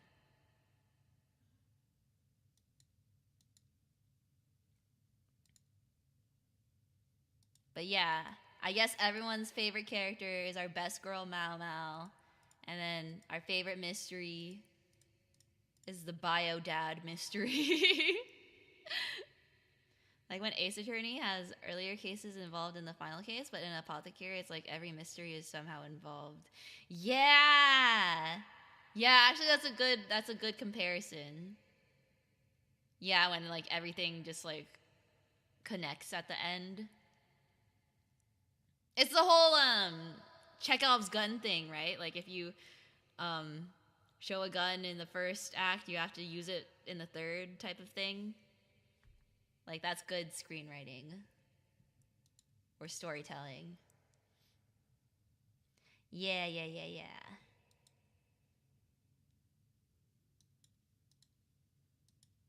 But yeah, that's why I give story, like, 9 out of 10. Whereas, like, animation and soundtrack, we're 8 and 8.5. But story, I'm just like, if you can pull that sort of thing off, like, you're a very competent writer. So I was very impressed. Hi, Senko! Welcome to Anime Club. We're talking about Apothecary Diaries. Or I guess we're kind of wrapping up now. I think I have run out of things to say now. Anyone else? Anyone else have any thoughts you want to share about it? Which version did you watch? Like language or something? Like I watched it in Japanese. I watched the first. What do you mean by version?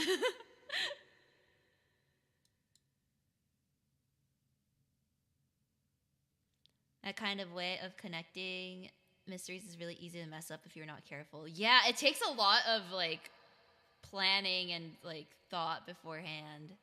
Doesn't have different languages. Yeah, original language is Japanese, so I always prefer to watch it in that. Actually, it'd be kind of interesting to watch it in Chinese. Does it have a Chinese dub? Can you watch Chinese dub on Crunchyroll? I feel like you can't. That'd be interesting though. Thought you hated our master strategist. I don't hate him. I wouldn't be able to be here if he didn't land the shot. Is there no other way for you to phrase that? I thought that was funny. They have a lot of like very, I guess, clever. The show is very clever. Clever is probably a good word to use for it. What about other languages like Chinese and Spanish and French and Latin? I don't think they would dub things in Latin, would they? But yeah, I think normally, I think Crunchyroll has like French and English dubs normally. I don't know about probably Spanish too. Not clever as you. I'm not as clever as Mao Mao. I wish I was. She's too cool. But yeah, I guess we can pivot now to figuring out what we're watching next month. Do you think would you guys mind if we watched something that was ongoing? Technically this is ongoing too. So I guess that's not really a problem. But it's also like it is kind of nice to be able to discuss something like in its entirety. So I'm not sure. Hi, Yukio! Welcome! Welcome to Anime Club. We're trying to figure out what to watch for next month now. Do you want to watch a new show? Yeah, I'd prefer something that came out in the last few years that I haven't watched yet. Just because I want to catch up to, like, whatever's current. And that way, you know, it's more likely to be out on more platforms so people can watch it. How many episodes will be out by the end of the month?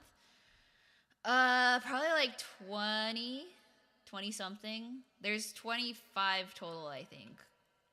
Hi, Sequoia! Welcome to Anime Club.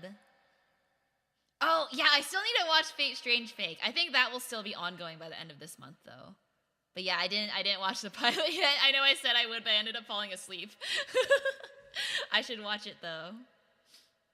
But yeah, what else? Something coming out this year? I'd be down for example, for April for sure. I want to do Devil May Cry.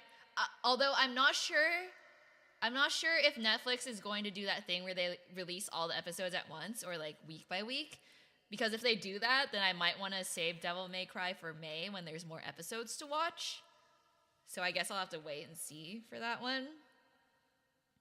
I think it might not be conclusive by episode 20, unfortunately. Yeah, so maybe for Blue Box it would be good to do for like March because that's when it ends.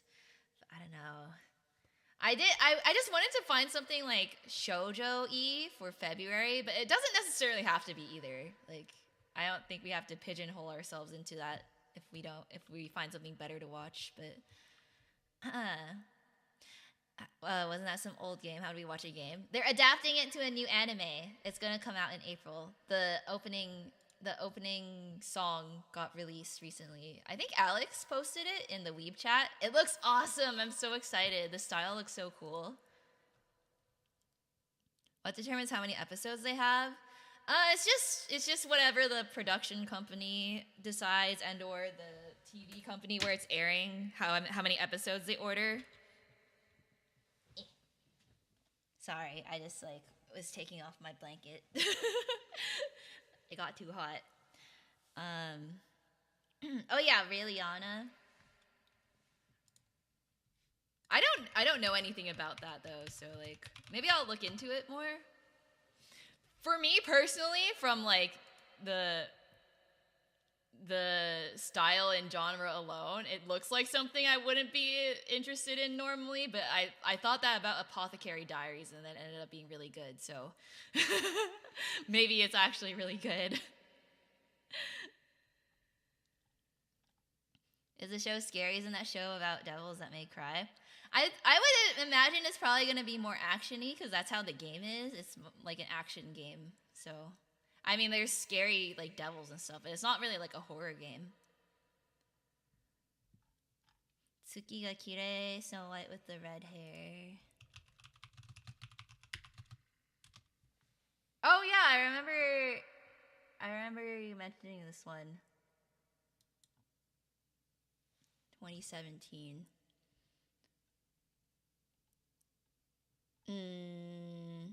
I mean, I'm not opposed. I do kind of feel like I'd rather things that are like after 2020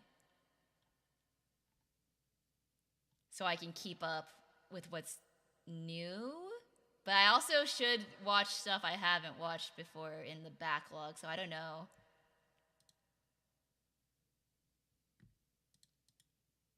I'm also being picky now. So and then what was it? I think I watched some of Snow White with the red hair. I think that one's also older though. I remember that was in like high school. Like one of my friends really liked it.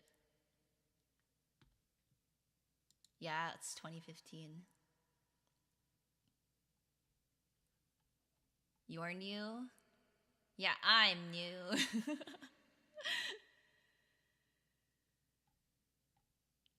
Just I would like to watch all the older ones, but for the purpose of anime club, just to increase the chances of people knowing about it, I think like a newer series would get more people in the streams. At least that's what I think. I don't know. I could be wrong too. No, yeah, I agree. Yeah. I will write these down. I do want to watch them though. Maybe on my free time. Because I like the style for Tsuki ga Kirei. And then Snow White with the red hair, I watched some of it before. I never finished it though.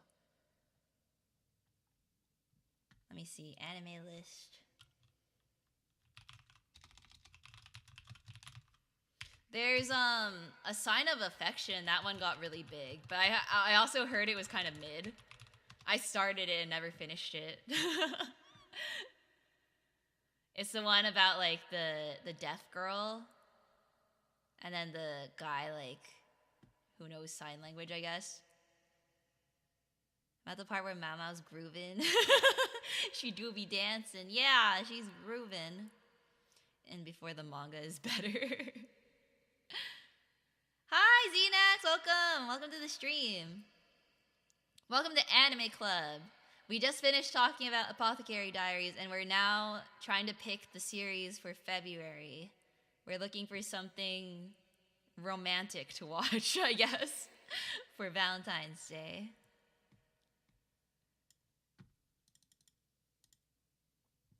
Would you guys be interested for Sign of Affection? Because again, I did hear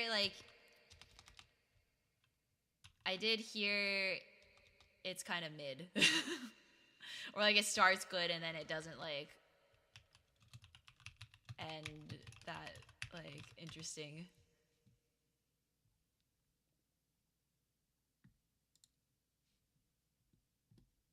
Let's look at romance.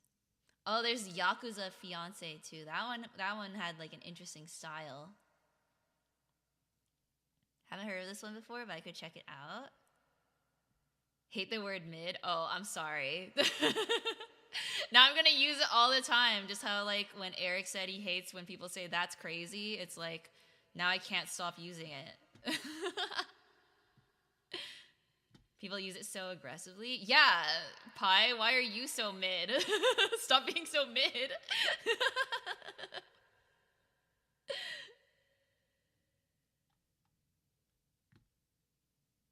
Oh, this season there's honey lemon soda. That's this season though. Does Don Da Don count as a romance? It kind of does, right? Because Momo and Okarun. We could do Don Da Don. That one's really popular. And then everyone will have watched it.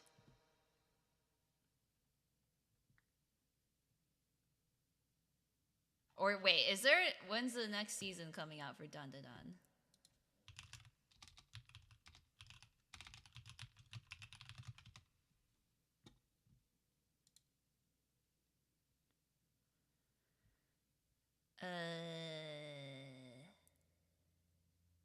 July. Okay, maybe we save Don Da Don for like right before season 2 comes out so that I can remember what happens when season 2 comes out. So never mind. Scratch that.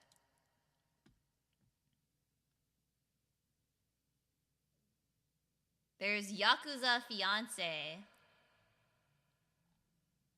I think the style looks cool for that one, but I don't know anything about the story. Open to any anime prob. Now we talking Don Don Don. Yeah, I'm trying to figure out what to watch for February's anime club, because this month was Apothecary Diaries. So if you don't know, I'm doing this every single month where I announce the anime we're gonna watch at the beginning of the month, and then that way you have all month to catch up to whatever the series is, and then at the end of the month we have this little like discussion anime club. I'm trying to make it a monthly thing. If you want to get more people, what?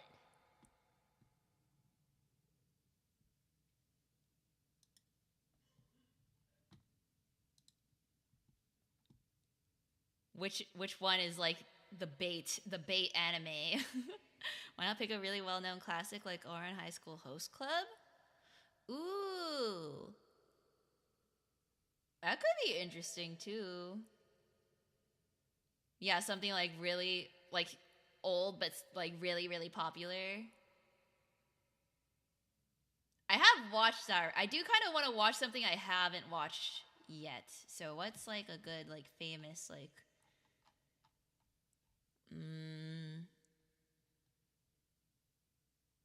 Card Captor, I guess? Card Captor is long though. What's a high school host club?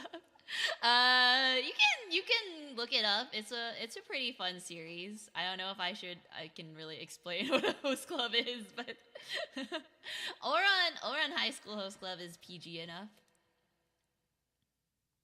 Which classics have you not watched?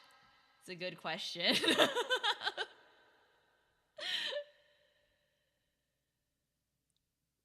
I mean, like all the things that are coming to mind are things that I have watched. I can't. Where can I find a list of stuff I haven't watched? Ouran is fun though. Wait, okay, I'm gonna go to the Crunchyroll site. Wait, I'm on here already. Romance. Wait, Don is literally in the romance section. That's so funny. Yeah, I've watched Toradora.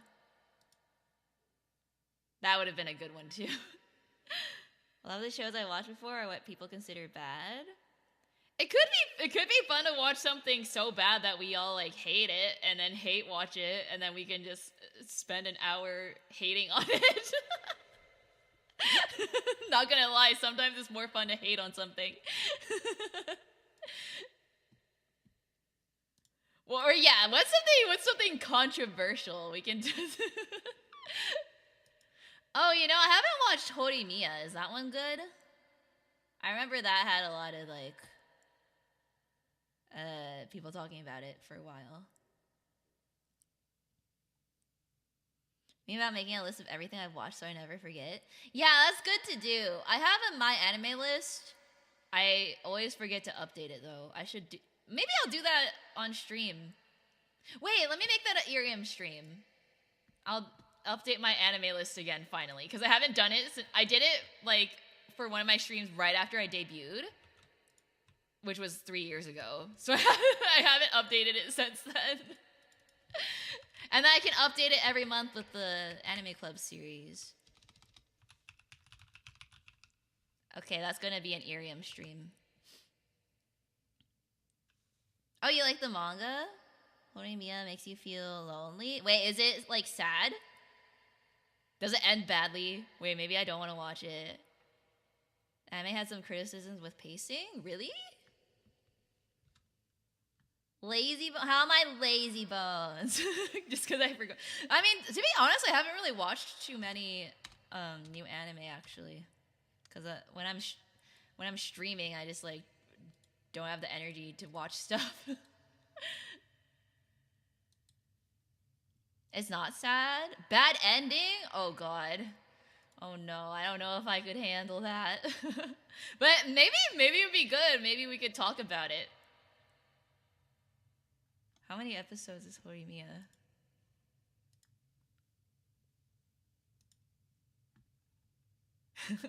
Maybe it would be good to watch something that would piss me off so I can rant about it. It's good? Okay. Yeah, I watched like 2 to 3 new anime within that 3 year time span since you debuted. Yeah, honestly, probably around the same. Or no, I probably watched at least like 6. Maybe. I do have Crunchyroll. But I end up using it just to rewatch stuff I already like instead of like the new stuff.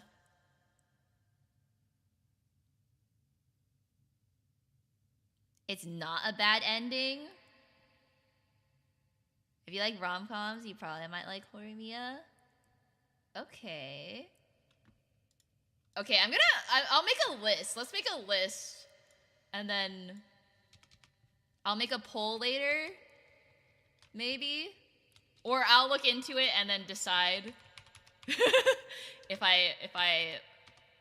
one appeals to me more and I decide I do not want democracy.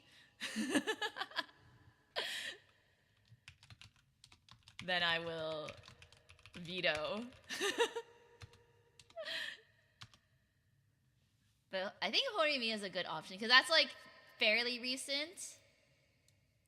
And I feel like a lot of people have watched it, or if they haven't, they would watch it. That being said, I don't know if Horimiya will be appealing though. Really? I remember seeing a lot of clips of it when it like came out, but yeah, I don't know how good it is. Spy Family? I haven't caught up to Spy Family. I only finished season 1. Wait, there's like 38 episodes now? Oh my god. That's too much. If we do Spy Family, I need like 2 months to watch that.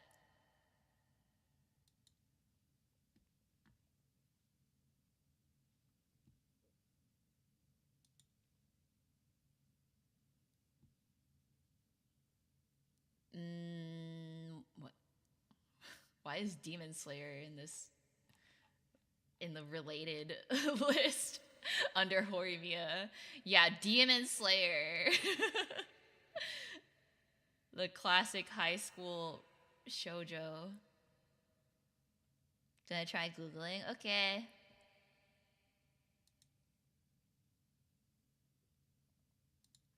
Can I filter by year on here? Or I guess popular is good too.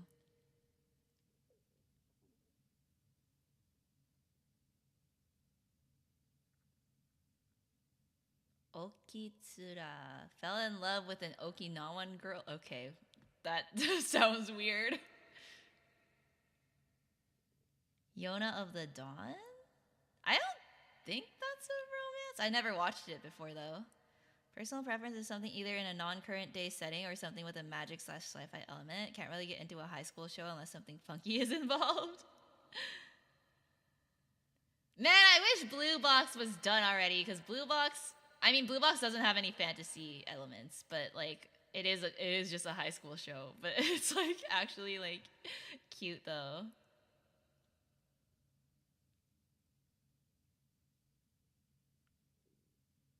Made in Abyss? That's definitely not romance. That's children dying in a cave. Also, yay, you finished it.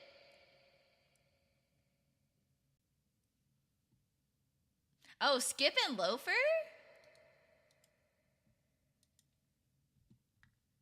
That one's definitely just like high school romance though, but that I remember seeing it and thinking it looked cute. That one's only 12 episodes. Skip and Loafer looks cute. Final episode makes me hate the whole series now. 0 out of 10. Wait, why? What? Really? Oh, you're just kidding. Okay. I was like, damn, that like last episode made me like it a lot more. Medaka kuroi wa. Oh wait, I think I saw that on here. Where is it? I'll Google it. What is that one about?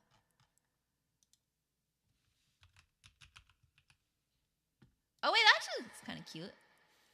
For Mona Kawaii, winning hearts and turning heads comes naturally. Everything changes when Medaka Kuroiwa, a new transfer student, arrives. He won't even give Mona a second look, and it turns her life upside down. Mona tries everything she can to win Medaka over, even going to the extreme at times.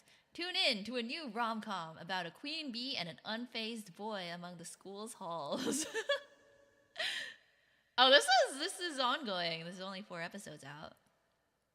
Oh, thank you for the cat one. Pink cat wand. Thank you, E.T., for sending me the pink cat wand. Is Your Name a Romance? Yeah, I would count that. I have watched that already, and it's a movie, though. I mean, movie is probably okay, too. What other... I feel like there's probably some, like... anime movies I haven't watched in the past. Movie might be easier for people to catch up to, and it still counts as anime. What anime movies came out last year? My Oni Girl.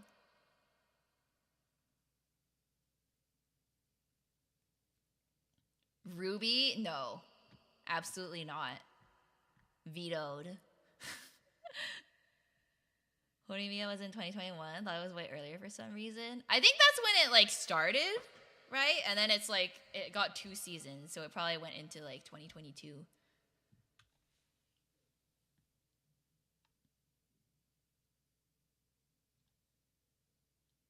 Man, there were not that many anime movies. I mean, there's Look Back. I watched that already. It would be kind of fun to talk about Look Back. But it's not something new for me to watch. A Silent Voice. I have watched that before. I'm trying to find something I haven't seen so I can actually like add to my watch list. What came out in 2023? Oh wait, I haven't watched the Ultraman movie. I heard that was actually really good. It's 3D, but I would count it. Anyone interested in Ultraman? The me to read Look Back. It's so good, but it's really short. The movie is really short too, so I feel like there's not enough to talk about other than it's really good. That's like all the thoughts I have about it.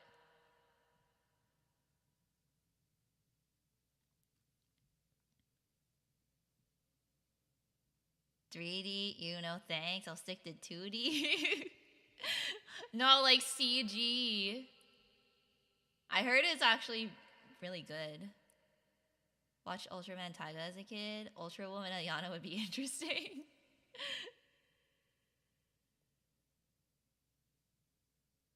Oh yeah, Zom 100 was a thing.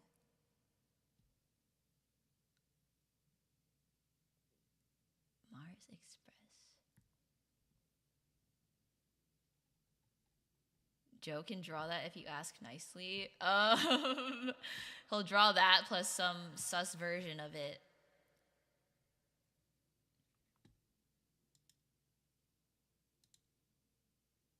Why is this so hard?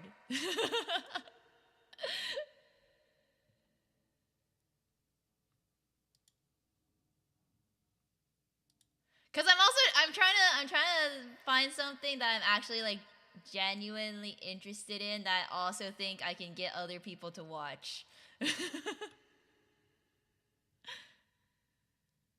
Link click.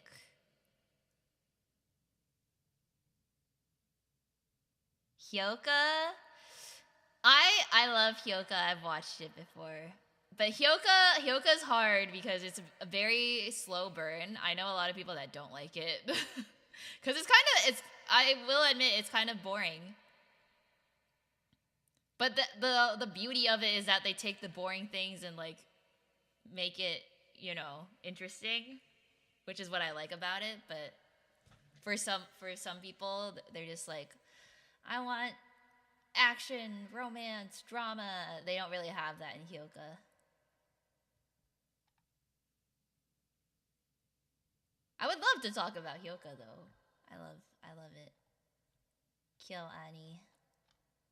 It's a good animation studio.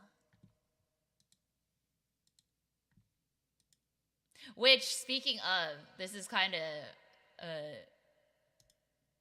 current event dark news, but that guy that set their studio on fire, Kyoto Animation, he got the death sentence. So that's cool.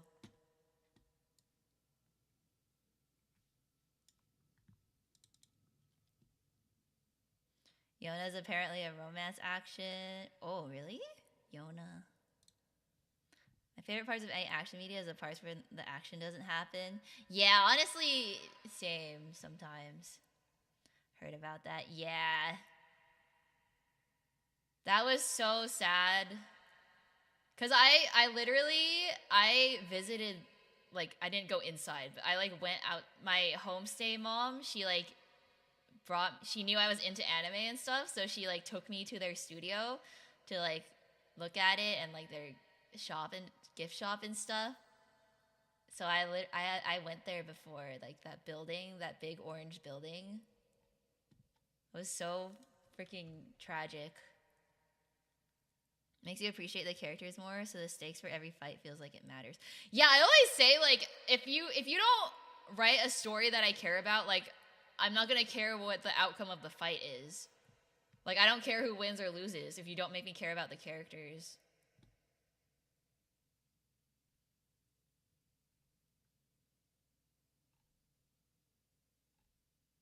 Which is kind of how I felt like with Jujutsu Kaisen. Not to hate on it too much, but it probably gets better. But like, yeah, the first season, I'm just like, why do I not care about like anyone in the show? It didn't give me anyone to like latch on to. Akame got killed? I forget what that's about. Wait, why is it not on Crunchyroll? Did they take it off?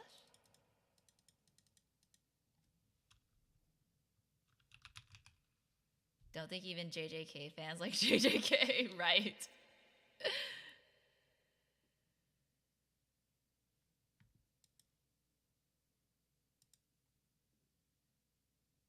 Oh, Yona. Oh wait, it's like is it Korean characters? Suwon? Is this like Apothecary Diaries, but except it's in Imperial Korea? Wait, is it still called Imperial? I don't know. I'm so ignorant. Ancient Korea. Don't know about JJK, just that their fan base can't stop referencing it even when it has no relation to anything going on. Yeah, they have to post the memes. He's reminding me of that one quote, Gojo is a misunderstood character, not because he's well written, but because JJK fans are dumb. That's so true. Haven't watched it myself, not sure.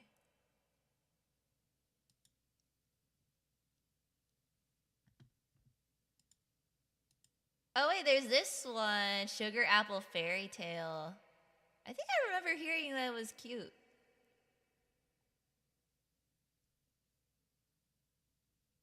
"24 episodes.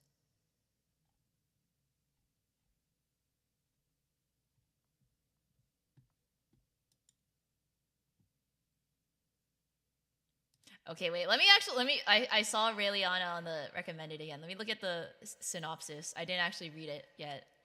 Okay, living inside a fairy tale may sound like a dream, but for this heroine, it's more of a nightmare. After her mysterious death, Rinko is reborn. Oh, it's an isekai? As Raeliana, a loved and wealthy character in a novel. But she knows the ending, her murder at the hands of her fiancé. So she hatches a plan to stay alive, one that involves a devilish duke and a phony engagement. Can she rewrite her story? Wait, that actually sounds kind of good.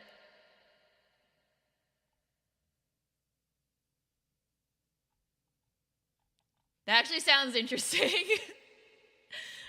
It's why Raeliana ended up at the Duke's mansion. The one that Pi was saying earlier. What kind of anime are we exactly looking for here? Just something romance adjacent for February because of Valentine's Day. But I mean, it doesn't really have to be, but it's just like you know, because there's a theme, a theme to the month. But this one, honestly, this one seems like a good option, actually, now that I've looked at it more. Find out a lot of shoujo isekai involves them going into a game/book they like, as opposed to the male fantasy of going to another world and being cool. Yeah, I haven't really watched that many anime where it's like the girl that gets isekai. So actually, this could be fun, because I haven't watched stuff in this genre that much.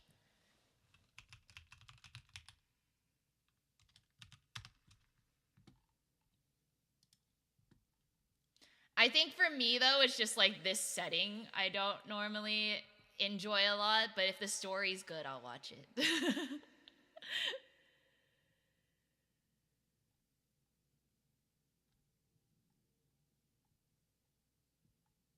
Fushigi Yugi was like that too. Wait, really? Was that like, is Fushigi Yugi an isekai?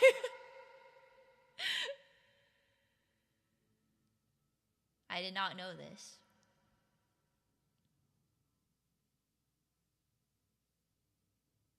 But yeah, for me, I normally am turned off by this kind of like European fantasy, medieval vibe, Duke thing, whatever this is. I actually can't tell where it takes place from the screenshots. But the synopsis has me interested enough. Hi, Benny, welcome! Welcome to Anime Club. We're trying to decide what to watch for Anime Club next month. Oh, Sugar Apple Fairy Tale is in the recommended for that. OG Isekai. Wait, I didn't watch Fushigi Yugi. I didn't know it was like that. That's really funny. The OG.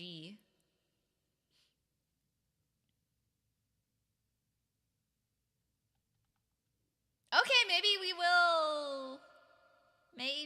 will watch this. Maybe.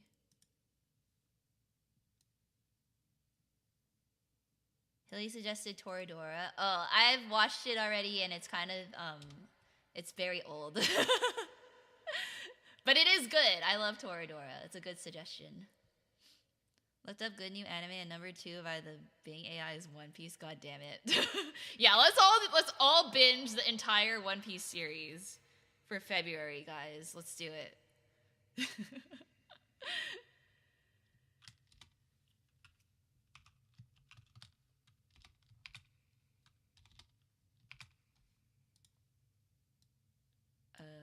What's the full title again? Why Rayliana ended up at the Duke's mansion. Gigi Harem? Is that the title of the anime? I do not know that one. Detective Conan. God. Have something to talk about when you debut Ayana 3.0. I'm working on it. I'm actually gonna spend February working on it. I have plans. I'm gonna do live 2D streams on IRIAM where I'm working on it and then you guys can't see. That way it'll hold me accountable. Okay, I'll make a poll. I'll put Rayliana, a sign of affection. What else did we say? Horimiya? Hi, Angry Chair? What an interesting name. Welcome to the stream. Welcome to Anime Club.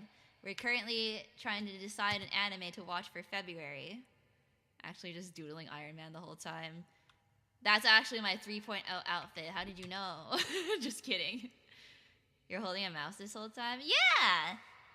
Here. Yeah. Full model.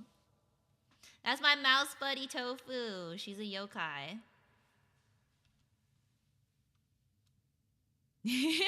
Are you like the chair from Suzume? That anime movie with where the guy turns into a chair? Iron Man outfit would be sick though. It actually would. I'm not good at drawing like mechs or anything though, or like robot stuff, even though I've drawn Iron Man a lot. But I don't know how to design my own. Oh, thank you for the toilet. Yeah, like rescue but pink. Yeah, that'd be cute. Where's my pink Iron Man suit? Soft pink armor mech. Now I actually kind of want to. Maybe 4.0. I don't think I have enough time to figure that out right now, but that'd actually be sick. Maybe by the time Avengers Doomsday comes out, I'll make an Iron Man suit. An Ayana Iron Man suit. Iron Ayana suit. Okay. So we have Raeliana, A Sign of Affection, Horimiya. Was there anything, what else did we talk about? Was there anything else you guys want to put forth? You're like, you should watch this. Clamp actually drew Tsubasa Sakura in a pilot suit for Gundam. What? Send me this. I need to see this. No. Is that what I think it is? Yeah, no.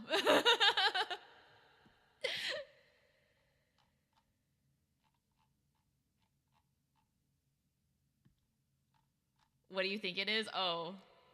It's for adults. It's too adult. Hey, you might enjoy talking to Davi. She just they just debuted on IRIAM today. I was in their stream earlier. I joined and they were talking about hentai. So yeah, go watch them. Never actually watched it, just know it by rep. Don't worry about it, Senko. Is that allowed on IRIAM? It's fine. As long as you're not sure. I think it's okay to talk about it. Just don't show anything. Anyway, romance anime.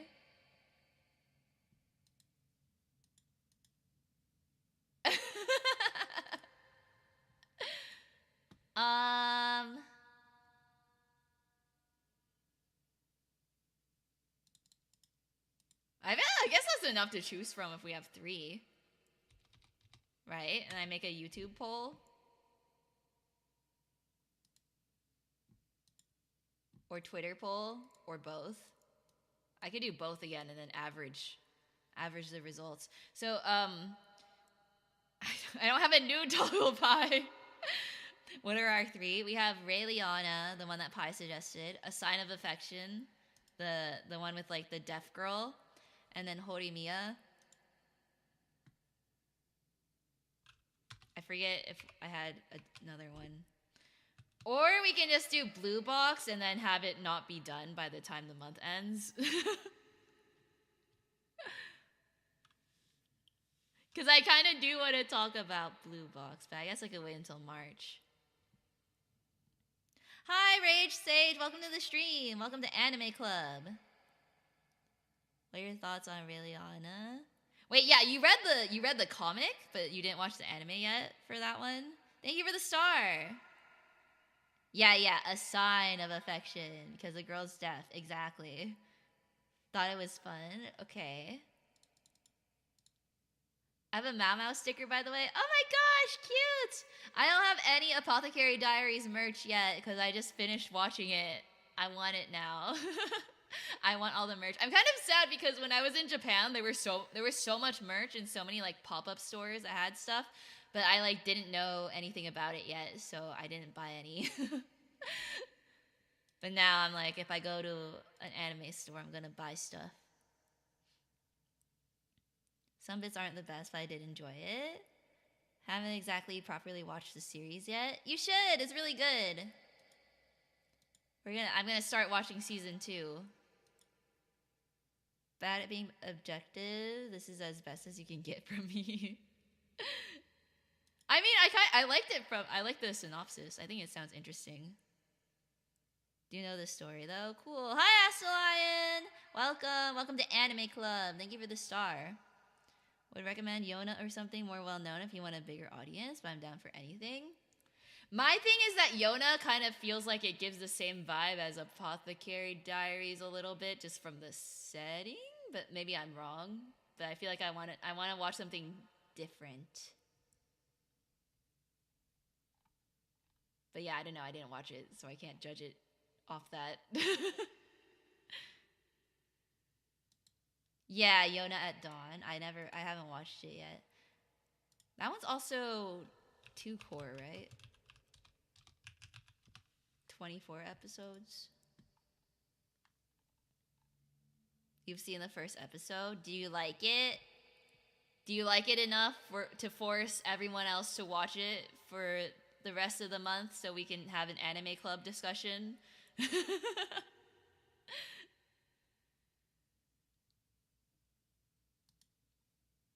I kind of want to watch Sugar Apple Fairy Tale too. That one looks kind of cute.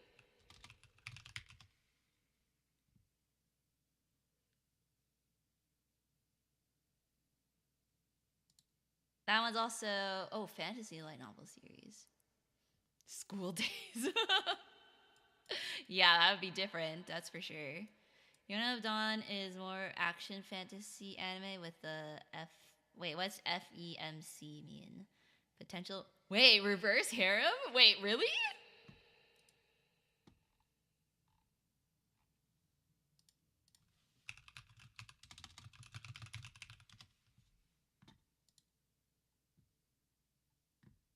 I did not get that vibe at all from looking at it.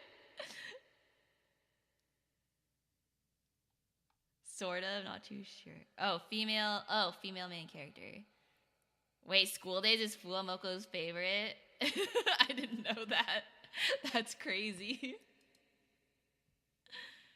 But yeah, I guess we could choose from these 4.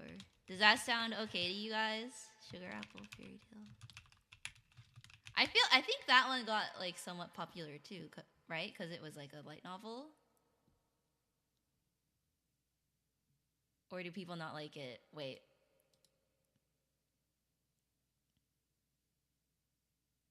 Wait, I just saw like a Reddit post and it says, a romance stemming from supporting the slave industry. Maybe this isn't good.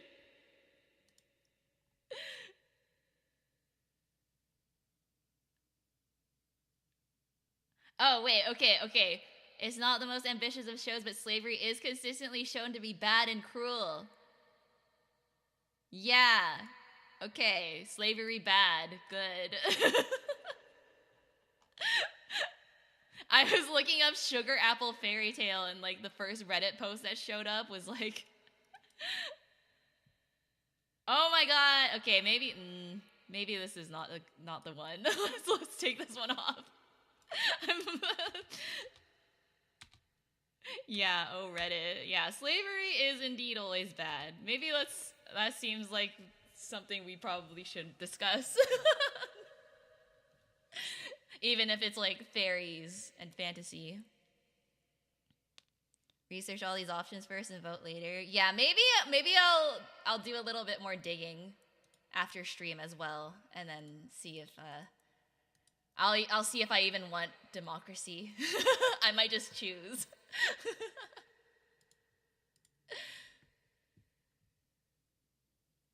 Do you really want to hear about what Reddit has to say, though? I mean, you have a point. Reddit is a mixed bag of info, though. Yeah. Maybe I'll watch like a couple episodes of each of them. You know, like just to get an impression, and then yeah, maybe that's what I'll do. I'll watch like the first episode or like skim through, and then if I like the vibe, I'll like keep going, and then if I don't, I'll veto it. Even though sometimes like it gets better after the first episode, but I feel like first episode being a good hook is like really important for storytelling, so yeah, maybe I'll do that. That sounds good, yeah. I will say I did watch the first episode of A Sign of Affection, and it was cute, but it wasn't like super compelling, other than the I guess like the thing that makes it unique is that the girl is deaf, but then it's like, okay, what else? Like the story it's good in terms of like representation, like they portray her really well, and like the struggles of a deaf person. But in terms of like the romance plot, it felt not that like interesting. Just have been watching other animes though. Yeah, I'm like looking for something I'm looking for something romance-ish for February. Bocchi the Rock, I love Bocchi the Rock. Is that getting a second season ever? They should, because it was so popular. Like, they gotta make more. I haven't watched 86 though.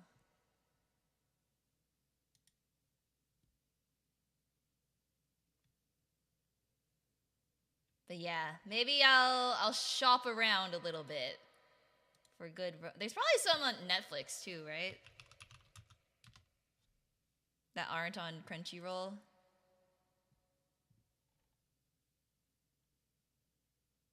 Oh yeah, Sakamoto Days came out.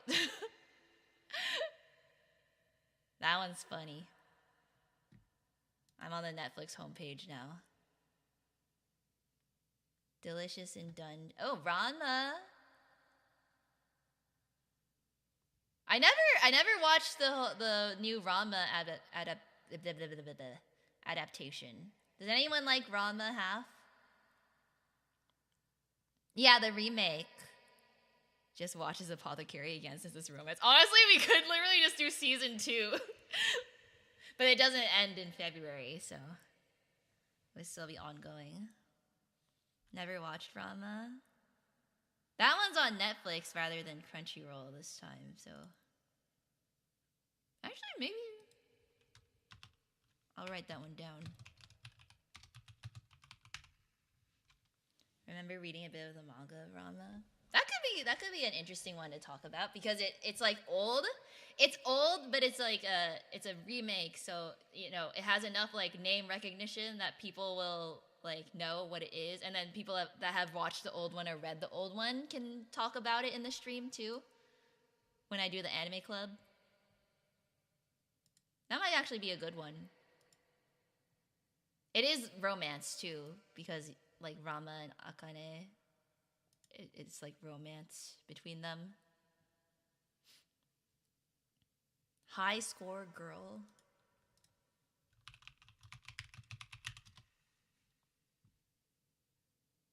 Whoa, I've never seen this one before. What? 6th graders?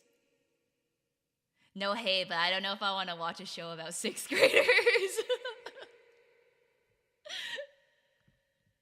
Maybe it's cool.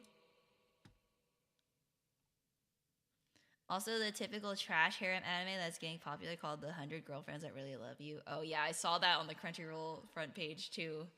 I I think I'm gonna skip that one. I think I'd rather skip the harem anime.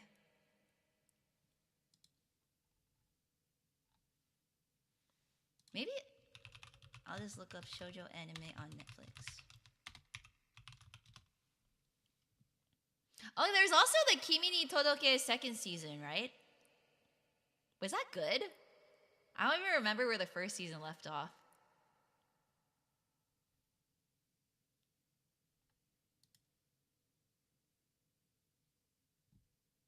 Damn, Ayana being ageist. Pie, probably.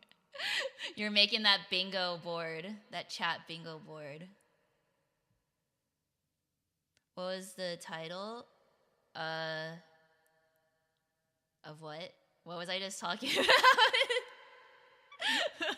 Oh, Kimi ni Todoke.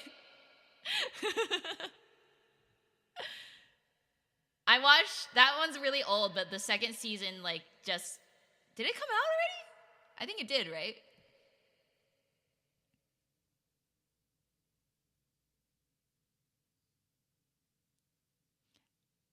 Yeah, Kimi ni Todoke. Maybe it's fun even if it's bad.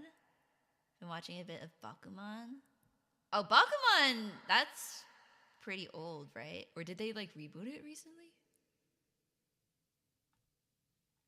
Best romance anime on Netflix. Oh yeah, the top one is High Score Girl. Really? Do they like grow up? if they start as sixth graders and then grow up, I'm back in. But if they're sixth graders like the whole time and it's a romance, I'm like, I don't know about this.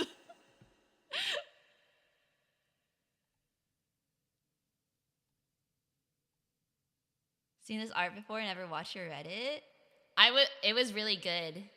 I watched it in high school, I think. Getting sleepy, 1:30 here, good night all. Bye, Ask Lion, thanks for watching. Also made by the same author of Death Note. Yeah, Bakuman. Really good. It's a manga about manga. And then an anime about a manga that's about manga. Which is very interesting.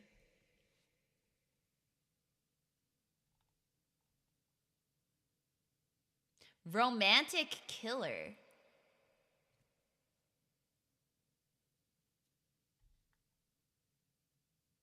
Unconventional take on a reverse harem anime is not only hilarious but also features some surprisingly deep and dark moments. Huh.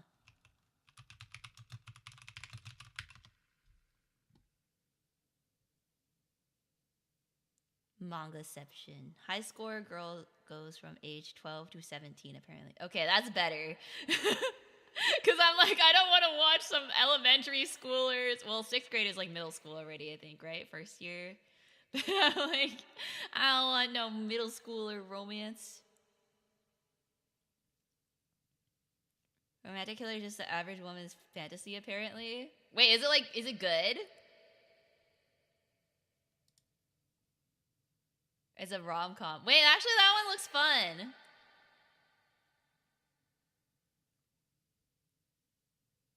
Uh-oh, Reddit. I was really enjoying Romantic Killer to a point where I was thinking about rating it 8.5. That was until the last episode that made me rate it 7.5.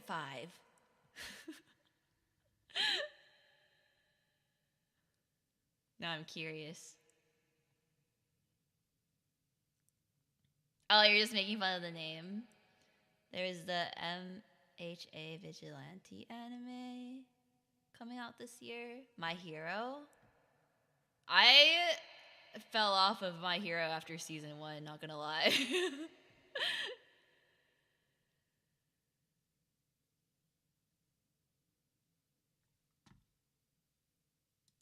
Okay, actually Romantic Killer looks kind of funny.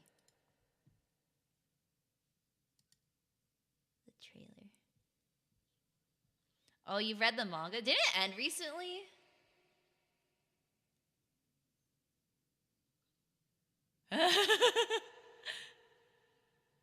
Wait, Romantic Killer looks funny.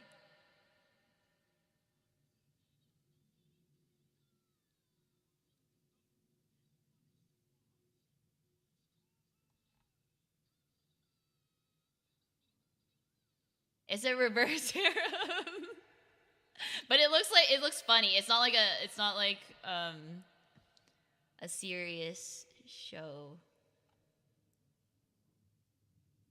Could watch that together, yeah. Oshinoko? I remember that one's like, I think it's on High Dive or something, right? I would need to pirate. Also, Oshinoko live action. I guess Oshinoko has like some romance elements to it too.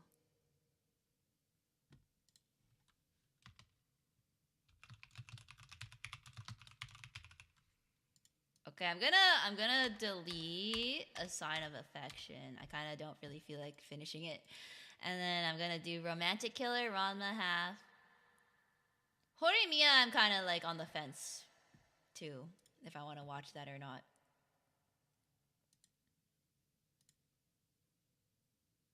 Where'd my Netflix tab go? Oh wait, here. Takagi-san. Karakae Jouzu no Takagi-san. Agretsuko. I guess Agretsuko is romance. Vampire in the Garden. Ooh. Vampire show could be fun.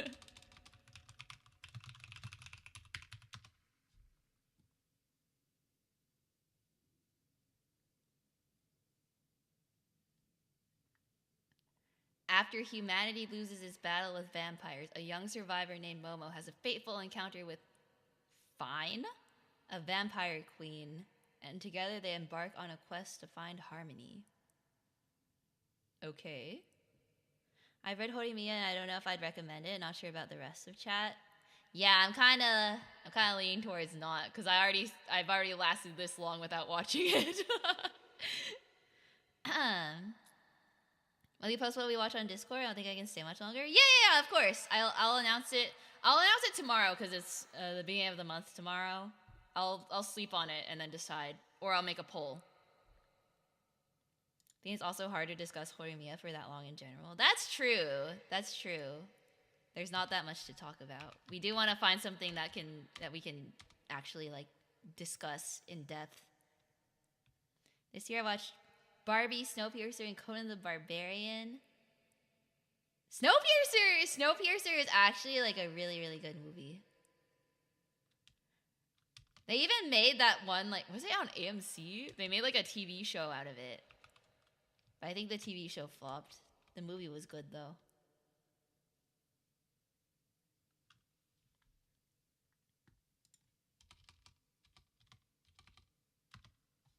Okay. Wait, maybe the vampire one looks kind of interesting too. Vampire in the Garden.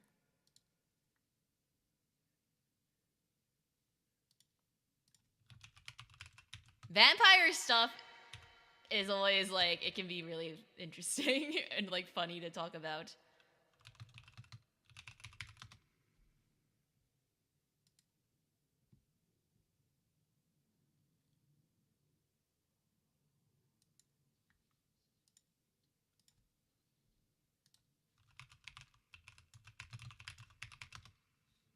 Yeah, it's Bong Joon-ho, the Parasite director.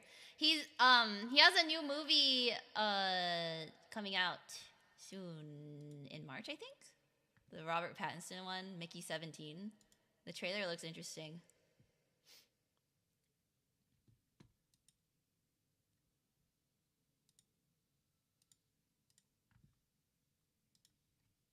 Okay. Vampire show. Kimi ni Todoke. My Happy Marriage. Oh, I remember people talking about that one too. My Happy Marriage.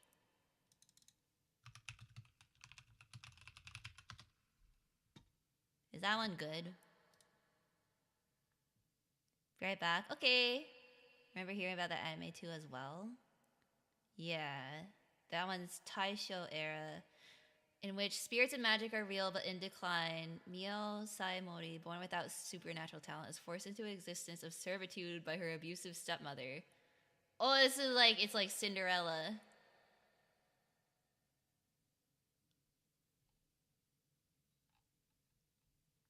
How many episodes? Wait, ongoing? Or there's only 17?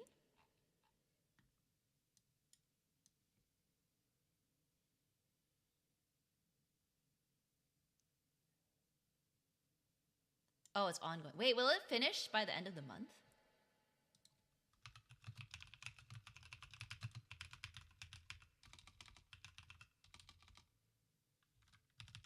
Release schedule.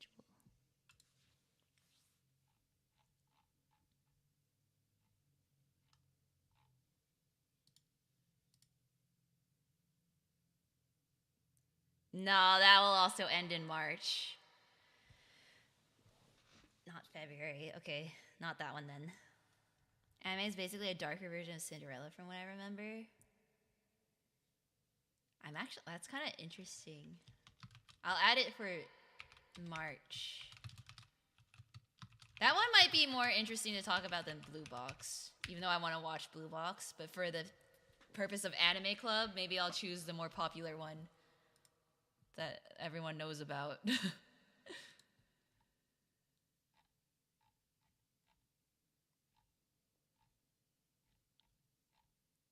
B-stars. Comey can't communicate.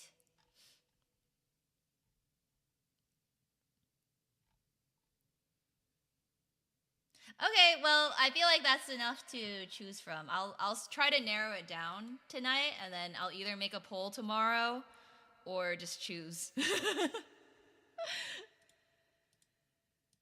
If I can't choose, then I'll let you guys choose. But if I decide I like one of them more, then I'll go with that.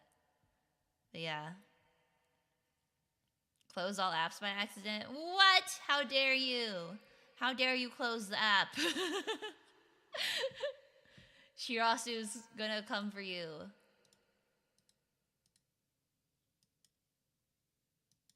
But yeah, let's say Fruits Basket is more drama than romance and also 3 seasons. Yeah, it is, you know, recent again because they like rebooted it or they like continued it recently. But yeah, it's kind of long for people if they haven't like started it yet. As if, hey, someone's knocking on my door. Oh god, it's Shirasu! Oh no! Shirasu with the rainbow vomit!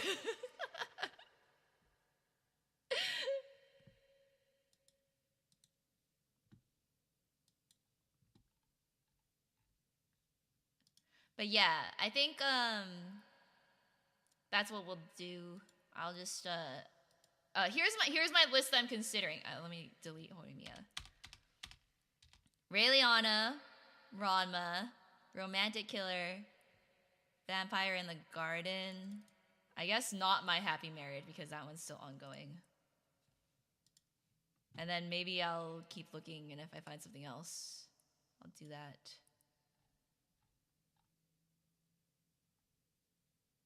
Or I just saw this on the list. You know what? You know the one KyoAni anime I still haven't watched is Violet Evergarden. And that one's like pretty big. Should I watch that? Apparently it's in the romance genre because it's on this list of romance anime that are on Netflix. It's not really new, but it's also like a big enough title that I'm like,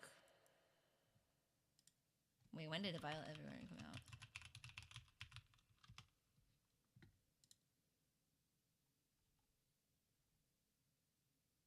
$2018. This is not too bad. Didn't know it had romance. Yeah.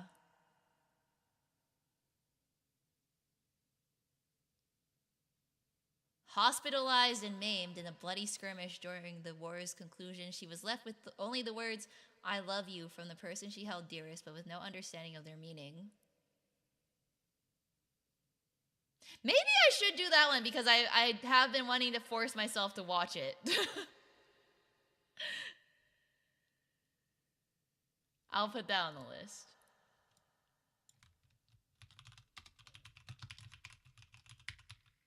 And that one's like a very popular one. Like people cosplay from that all the time. Let me check something. Okay, what?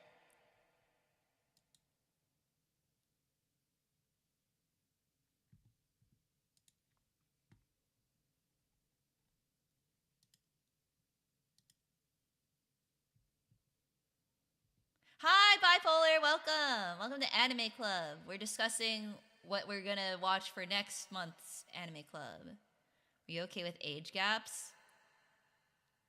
Depends. How age gap are we gapping? What's the context?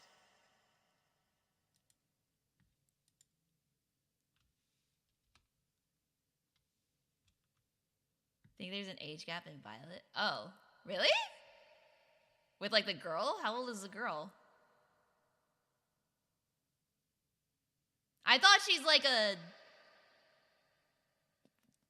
auto memory doll. She's like a robot or something. She's 14? I did not know that. She does not look 14. Wait, and then how old's the guy?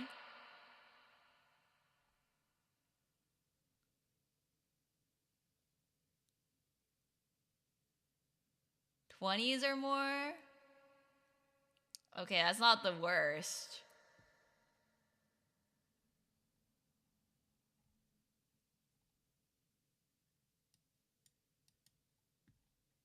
That could be much worse. Is she really 14?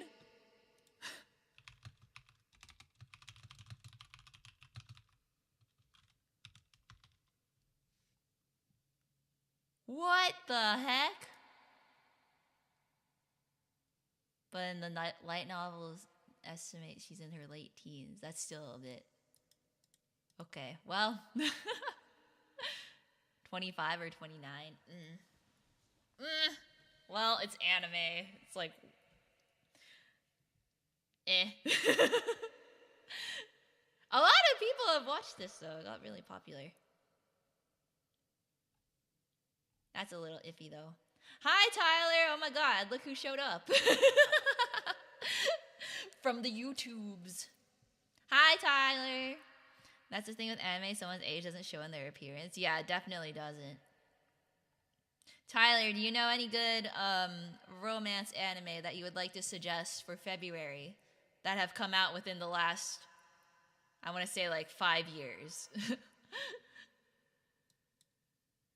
Last 5 years of anime. Any good romance? Finally here, but I think 20s is pretty freaking bad. Yeah, but for anime, I'm like, yeah, that's... Maybe we won't watch that one then. I don't want that to be a point of discussion. I'll watch it on my own time. I'm gonna say Dandadan, but you guys said it already.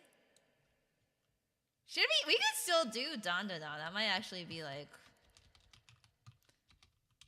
you know, because I do have to finish the first season. Yeah, Sailor Moon. Usagi's 13 while Mamoru was 17. Yeah, that's like a smaller age gap though. One of the Fooly Cooly. That's really old. I think they reboot it though.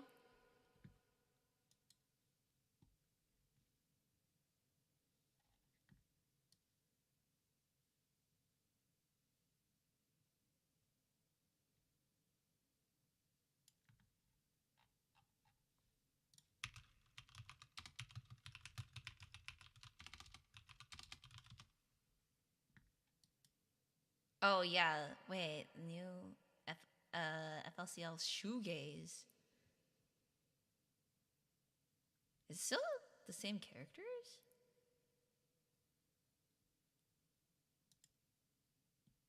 Do you need to have watched all the other ones to know anything about it if I watch the new season? I feel like no one talked about it when it came back. It's just me. Like, I feel like no one, even though, like, the old Fooly Cooly is, like, a classic, but I feel like no one cared about the new one. Hi, Angel Sid Gaming. Welcome to the stream. Welcome to Anime Club. We're trying to figure out what to watch next month. Only need to know the first season because they're all sequel seasons. Okay.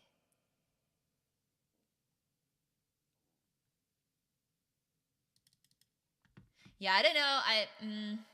Maybe not for anime. I'll watch it, but maybe not for Anime Club.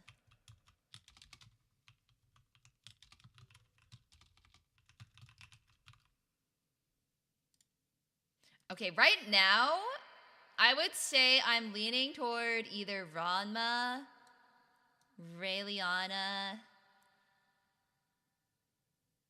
or Romantic Killer because that one looks funny.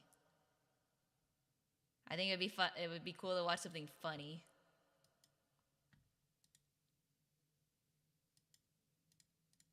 So that's where I'm gonna leave it at for now, and then I'll decide. I'll sleep on it, and decide tomorrow. Cause tomorrow's February 1st. I still have time.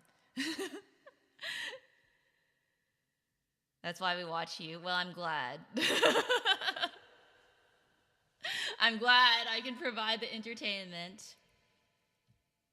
Anyways, yeah, I'll sleep on it and figure it out. Is this the original drama or the remake? The remake. The remake. Because the new... I'm pretty sure it's like a reboot, right? They go from the beginning of the story.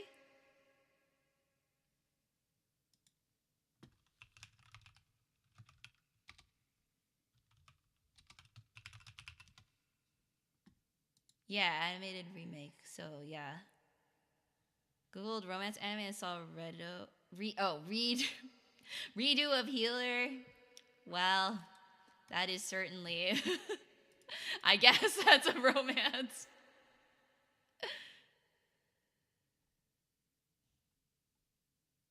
But yeah, I think Ranma would be fun because it's like nostalgic, but then you can also compare to the old one if anyone's watched the old one. And then the romance in there somewhere, right? Oh, and I'll look into Vampire in the Garden. I wonder if that's actually good. I think a vampire show would be kind of fun to watch too. What does it have? 86% Rotten Tomatoes. What does Reddit say? Overall, I think this was a pretty interesting story.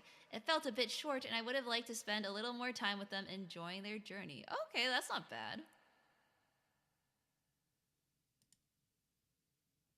Not problematic.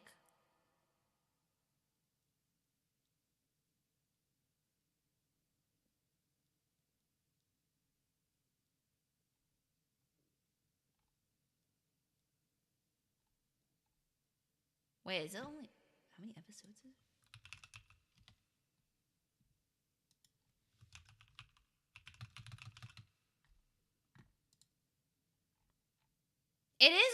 It's only 5 episodes.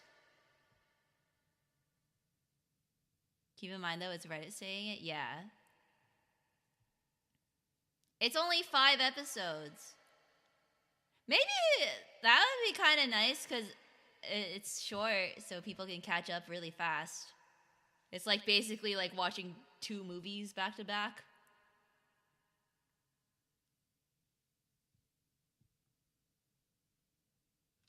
To be fair, Reddit is better than Twitter. Yeah, I agree with this statement.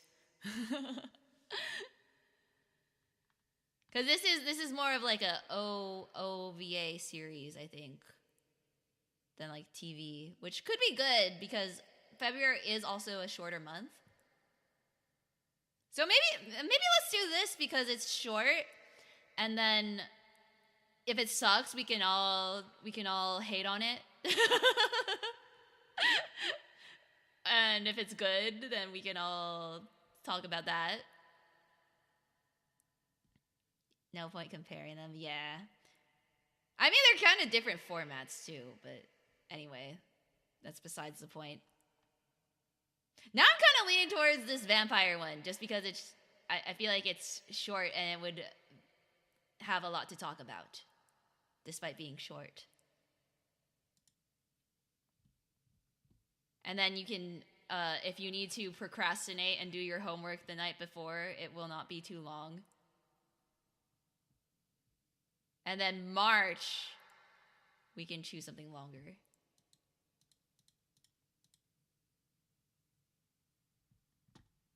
Don't call me out like that.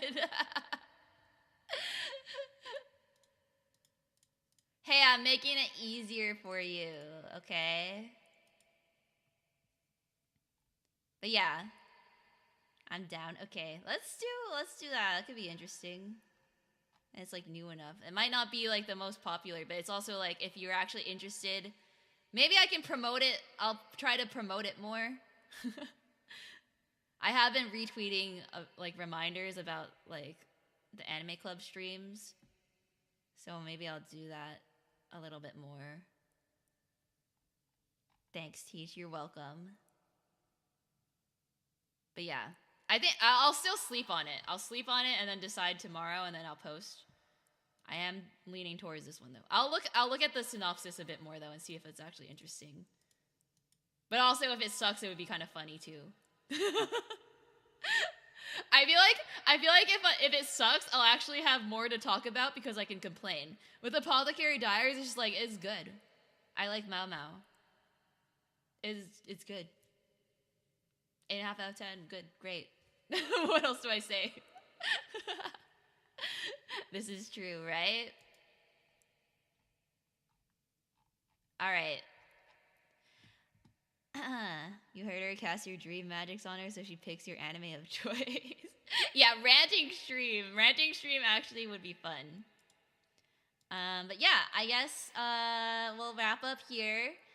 Thanks. I went like way longer than I meant to because it took me like an extra hour just to like come up with what we're doing next month. But this was fun. Thanks for joining for Anime Club. I'm excited to keep this going. I will improve the outline and format and stuff to try to get try and make it more engaging for chat and stuff too, because I feel like I just like talk the whole time.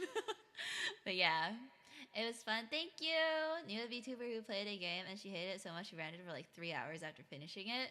Yeah, see, we need content like that. I can't just rant about something I love for 3 hours. It has to be a hate rant. But yeah, I'll decide tomorrow and announce. But other than that, tomorrow we will be reading more SCP stories. I'm gonna pull from the ones you guys sent in the Discord.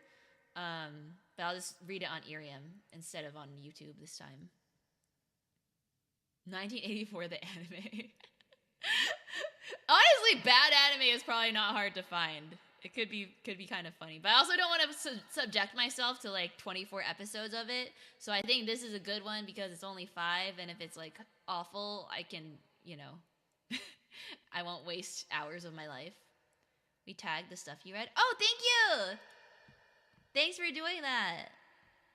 I haven't. I need to look at the thread again. I'm not. I might just like pick ones that stand out to me. Because I don't think I have time to read all of them again. Most of them. But yeah, that'll be tomorrow. Same time, same place. How do you think the multi-streaming went? I don't know. It's nice to have the VOD, but I don't know. Well, I did get Zoom to download IRIAM, so that's good. Maybe I'll try doing this more often if it's just a yapping stream. Should I do this again with the SCP stories? That way people that aren't on IRIAM can like still watch, but then I just ignore them. Did put the names the author gave them? Okay, cool. That'd be nice. Okay. Yeah, I decided to try this because I saw some other people doing something like this too. Like Hiyumi was multi-streaming and Starlight has been doing it too, so hard to see how well it's received currently. Yeah, I guess we'll end stream and then see how it does. I could try it tomorrow too. The only thing is I can't have background music because I'm using my computer mic for recording on my PC, and then right now IRIAM is using my phone mic, so it's not hooked up to my mixer. So I could put music on the PC on the YouTube version, but not IRIAM. But that would be kind of yeah. If nothing else is nice for documentation, yeah. Oh, speaking of, I got like 40 minutes of the dumpling making VOD from staff. They like sent me the recording of it. So I might try to make like a little clip compilation of Mama Yana. Maybe I'll do, wait, when's Mother's Day? Oh, that's in May. That's too far away. But yeah, I'll try to edit something together along with the clips that Dan sent too. But yeah, I'll do that. I'll be on my project list for next month. I still have to finish my Osaka vlog. I still have Japan footage. I need to friggin'. I edited it, but I didn't put voiceover yet, so I need to get to doing that. Anyway, I gotta end here. I'm just yapping about other stuff now. Yeah, there's still Japan stuff. I have an entire video that's edited already, but I have to record. Hi, Ian. Welcome to the stream. It's the hamburger. It's the hamburger man. Okay, bye. Hi, bye. Thanks for stopping in. I'm just about to end stream, so good timing. But yeah, I'll see you guys tomorrow for SCP reading, and I'll try to announce the anime by then too. Maybe I'll announce it on IRIAM. Maybe I'll multi-stream. I'll figure it out. Anyways. Thank you guys. I'm going to end YouTube first. Bye, YouTube. Everyone say bye, YouTube. Bunch of losers who don't have IRIAM. I'm just kidding. I love you, YouTube. Bye. Otsuyana.